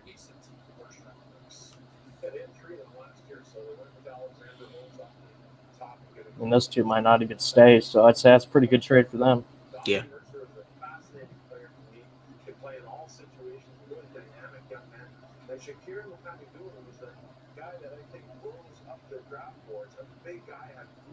Success at the World Junior A Challenge, and as a result of that, it really set forth him being picked in the first round. So we'll get another 2 first-rounders here. Marcus Gerald being able to stop the coverage quickly in this rebuild for New Jersey. I also like something that we have on that board here for that some of you know from Ottawa 67 is the Kevin Ball. Yeah, big, powerful, really difficult to play. He's big defense, but I think a lot of it is mechanical and Holly here. This is that himself, but I see a lot of that. He's an offensive prospect pool that's not talked about. Yeah, New Jersey just too bad in the pool. There's any chances you can at this pick again from the Islanders as we have 4 picks to go. And there's some of the names here that won't stand out. Sam is like, I think you got to take it. Well, 2 of all is a pure goal scorer. That's something that's hard to acquire. And now he's kind of an all-around guy. He's got some quick strike ability. Akudatu, yeah, listen. All right. Chibikov, Tuamal, and Robertson all still there. NHL Draft return to the Prudential Center in New Jersey, where the New Jersey Devils will have their second pick of the first round. Executive VP manager Tom Fitzgerald. The New Jersey Devils are proud to select from the Sudbury Wolves, Chase Stone. Who? Yeah, he wasn't even in my top. Yeah, okay. I had him ranked 72nd overall. He's not in any of these mocks, so. He's a right wing. Missed opportunity there. Good. Yep. Good. Good old New Jersey.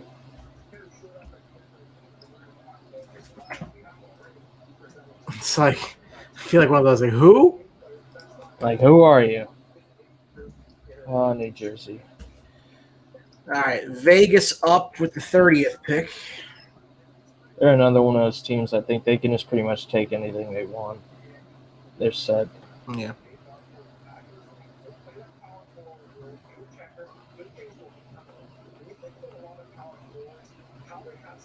They really have no major UFAs this year either.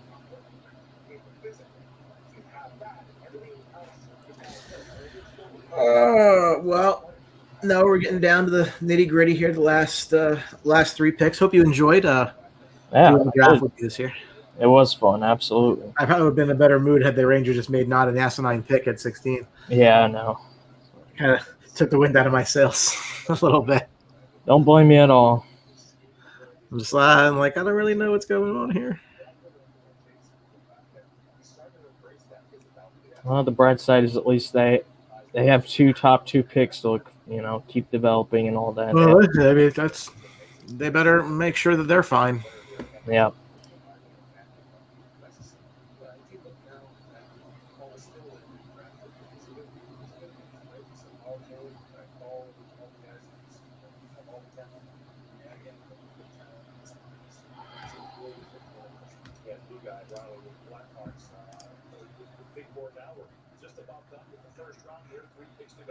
Montreal, Chicago. Again, the Columbus Blue Jackets making 3 selections in this first round. The third one is with I would say, other than William Carson, there's not really a center they have that's popping out at me. Yeah, I would agree. Well, I mean, they do. Peyton Krebs still in their system. I'm not sure if he's a center or a winger. Has him listed as a center / like a winger. Yeah. Mason Primo.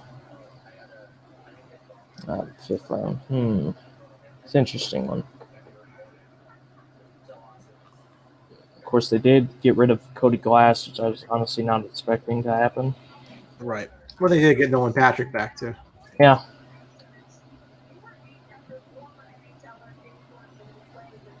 I do have to sign Patrick O. RFA. Wonder what he's going to get.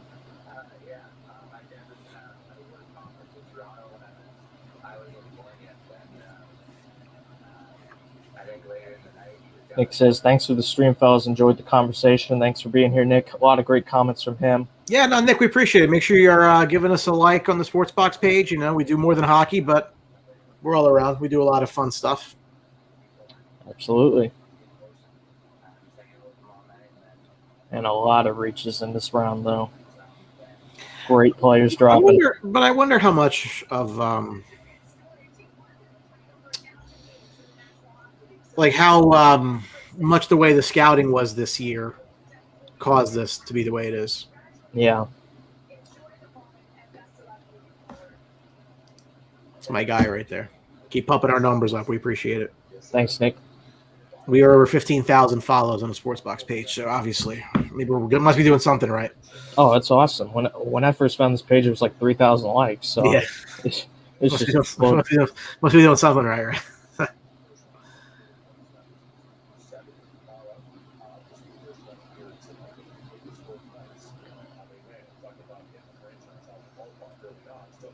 So there you see. So Krebs, they had Brisson last year at center. Lucas Elvins also can play center, but can play wing or center. So maybe BPA, which I still would probably say is Roddy. Yeah, it's actually apparently pronounced Ratu. I don't know how you get that. No clue. Don't know how you get that. Don't tell me that a Y is a U because it's not how his first name's spelled. Don't know how that happens. Well, we're not finished, so yeah, not sure.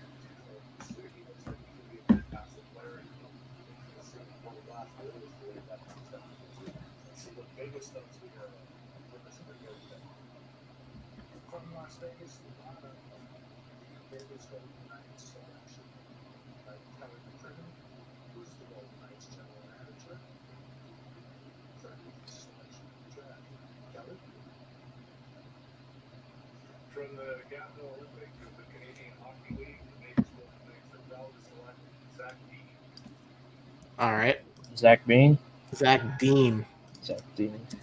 No clue who that is, honestly. He was low on my board. Oh, here we go. I see him projected as a second rounder. Yeah. Center.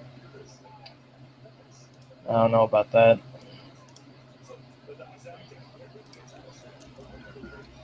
I'll tell you what, man. I see about 15 players on these mocks that are projected first rounders are still on the boards. These teams at the early second round are just going to be loving it. It's a ton of value. It always is. That's why teams try to get into those high second round. Yep. I'm sure Buffalo will still find a way to screw it up, but Probably. You know what I also find too is the high second round, like some kind of crazy shit happens where like guys that you don't even project out. Like one year the Rangers took a goaltender for some reason. Couldn't really understand it. yeah. Montreal.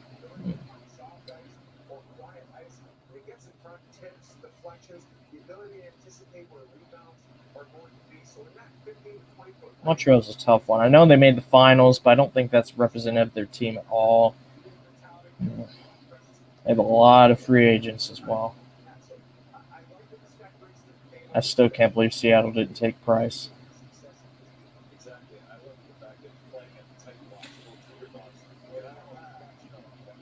Montreal, their surprise shocking run to the finals.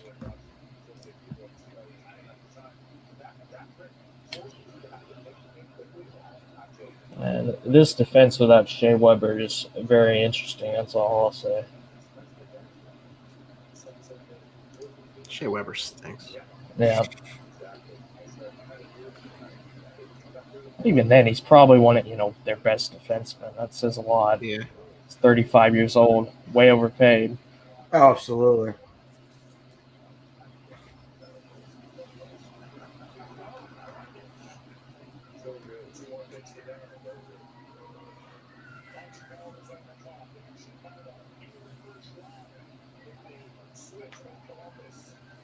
Oh, we'll get this done before 11:45. It's good. Yeah, it's not bad considering that it was like half an hour for the most obvious. I know. Ridiculous. I know. They make you work for it. Yeah.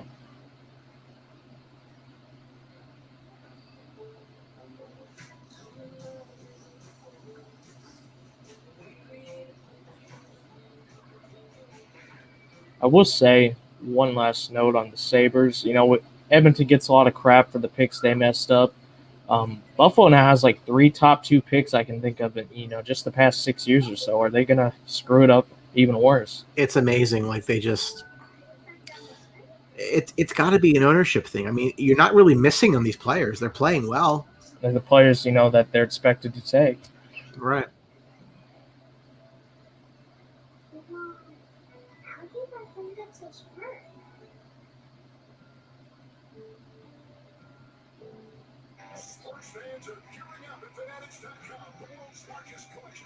I think that's probably their last commercial break of the night. I hope so. My God. ESPN is going to love all this ad revenue.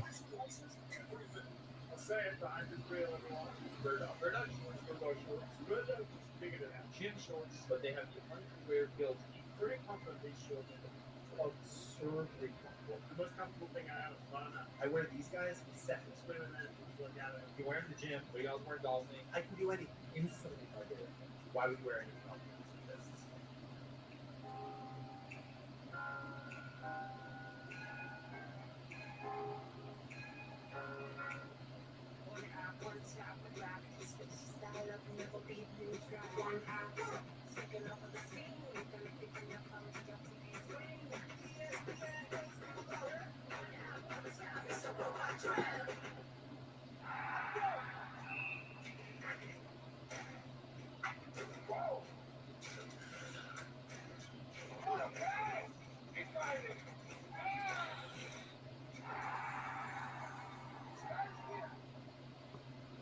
Medicare recipients. The Antigen One portable oxygen concentrator may now be available at little or no cost to you. Call 800-526-6109. Where could Montreal go? Honestly, I think they could use a winger as well. A lot of these guys are. Yeah, I will tell you, Montreal loves taking American players. I would not be surprised if this was like Ayrton Martino from Omaha, or even like Aiden Hreschuk, like from the U.S. Under-18, Red Savage from the U.S. Under-18. Something tells me that like this is going to be like an American player. They love taking Americans. Go think back to when they took Ryan McDonough and Cole Caulfield. Like you can point out specifically, like they love taking those U.S. college type players. Oh yeah. So it might be someone a little off the board, but yeah.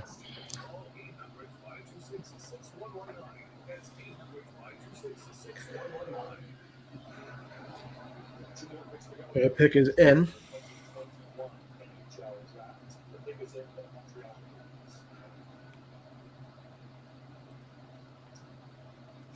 Montreal, Quebec at the Bell Center, which will host our next draft. Mark Bergman, the general manager of the Montreal Canadiens, will make the 31st selection of 2021 NHL Draft. Let's see. Mark? Thanks, Gary. This is off the board.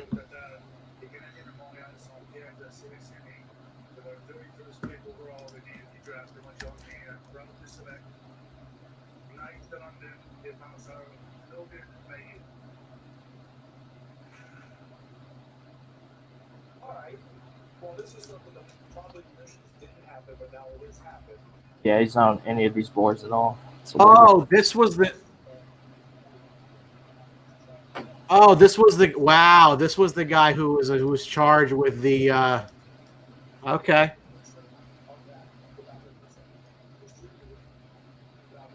Wow. Basically took himself out of the draft because we're telling NHL teams I don't want to be drafted. That's a very odd pick by them. I don't know what they expect to happen from that, but that's interesting. Okay.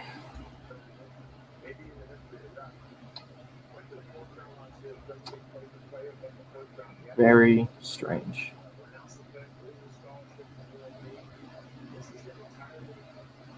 Wow. He even said, don't take me. Yeah. Because he was convicted of something very serious. That is interesting.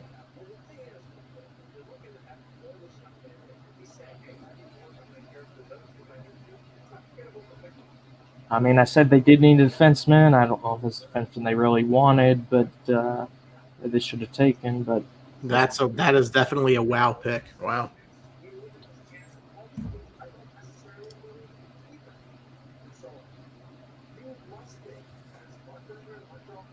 Wow. Was he projected pretty high before that stuff? She would have been a higher first round pick, yeah. Yeah, so it's a risk. Huh. Odd one.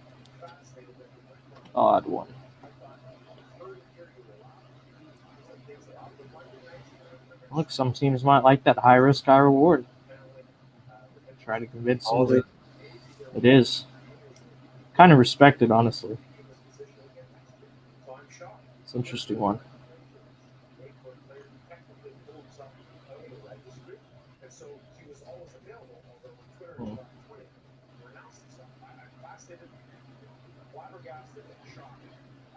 Wow. Yeah, I would say there's 32 teams out of their players. He's on one. Something we'll have to keep an eye on. What happens with them?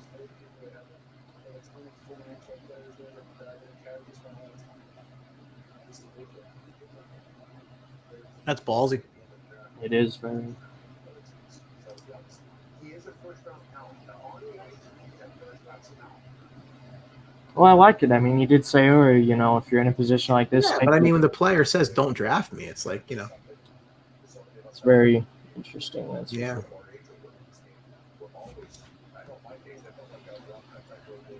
Well, look, Chicago, I think you've taken a big fat L today, but maybe you could get something to make up for it here.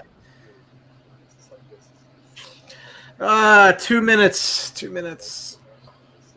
Well, as we wrap it up, sir, thank you for the time. Hopefully, like I said, you had fun going through the 2021 first round. We will not be live tomorrow for rounds 2 through 7. That's going to take all day. That is going to take all day. I'll watch it, but I won't be like, Yeah. Yeah, no, it was awesome, man. Thanks for having me. Of course, absolutely. I don't have to worry about my team picking in any of these first rounds, so that's another thing. But this and the expansion draft, man, those were great.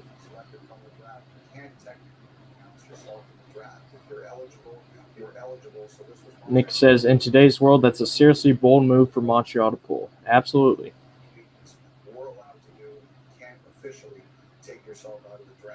Just a couple other notes on Montreal today. First of all, the Canadians won the Wild scores. 49 seconds left for. Come on, Chicago. ESPN. Try to cut down a bit. Yeah, look, dude, Nick's right. I mean, it is. Yeah, it's ballsy. It is. Kind of got to respect it, but it could end up being very stupid as well. Yeah, I mean, look, dude's a kid. Kids do stupid things. I'm not in any way, shape, or form, pass it. Yeah. I'm not saying it's okay. What I'm saying is, you should be given a chance to, make changes he needs to make in his life and, figure it out. But yeah.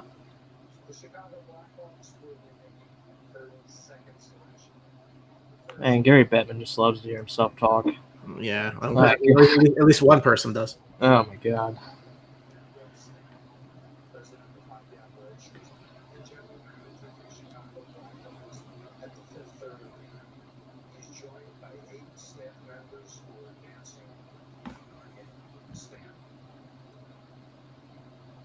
Thank you, Gary. I'm proud to have 8 talented, accomplished women here with me who are crucial to the success of our hockey operations and youth hockey. Over the last 2 years, we've been determined to add perspective and knowledge that has made us a better staff and organization. This is just the beginning for us. Nick says, but 4 years down the road, who's going to remember it? Fair point. People will. Some people will. People have the internet. Montreal won't care, though, if it works.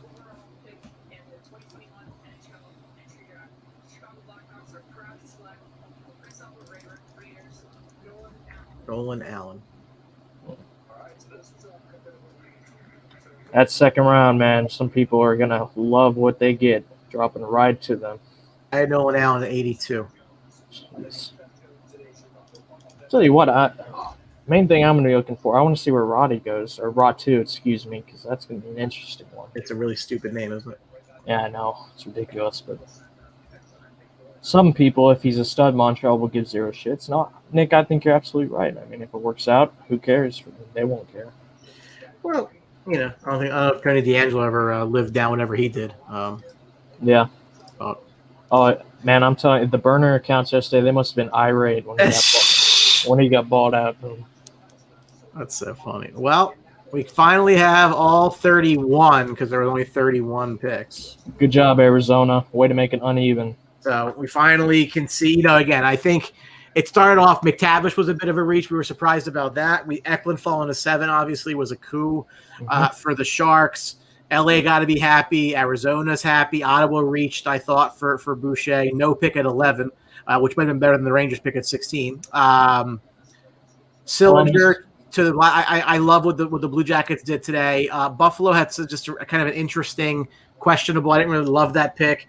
Kosa being the first goaltender off the board was kind of interesting. Again, Brendan Othman will at length. 3 centers right after that, naturally. Yep. Minnesota took the second goaltender, Jesper Wallstedt, who was believed by many to be the guy in this draft. Boston took a very high upside guy in Lysell. And then you just started to see a couple guys, starting with that Edmonton pick, guys just going off the board that, these aren't really picks people thought would be in the first round. And really, you saw kind of 4 of them in a row as it's kind of scrolling by. And then Minnesota with the guy who fell in Lambeau. So, again, there's picks that stand out. Obviously, Montreal's pick stands out for all the wrong reasons. We'll see where that goes.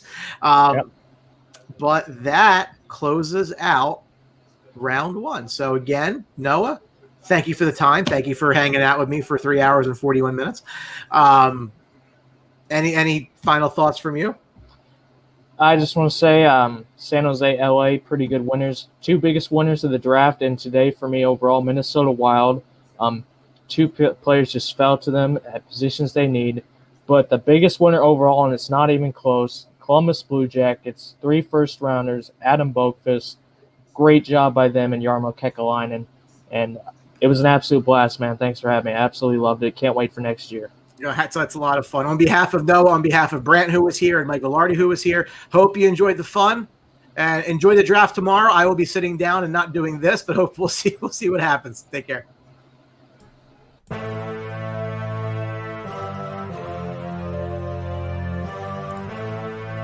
Thank you for watching this episode of The Sports Box.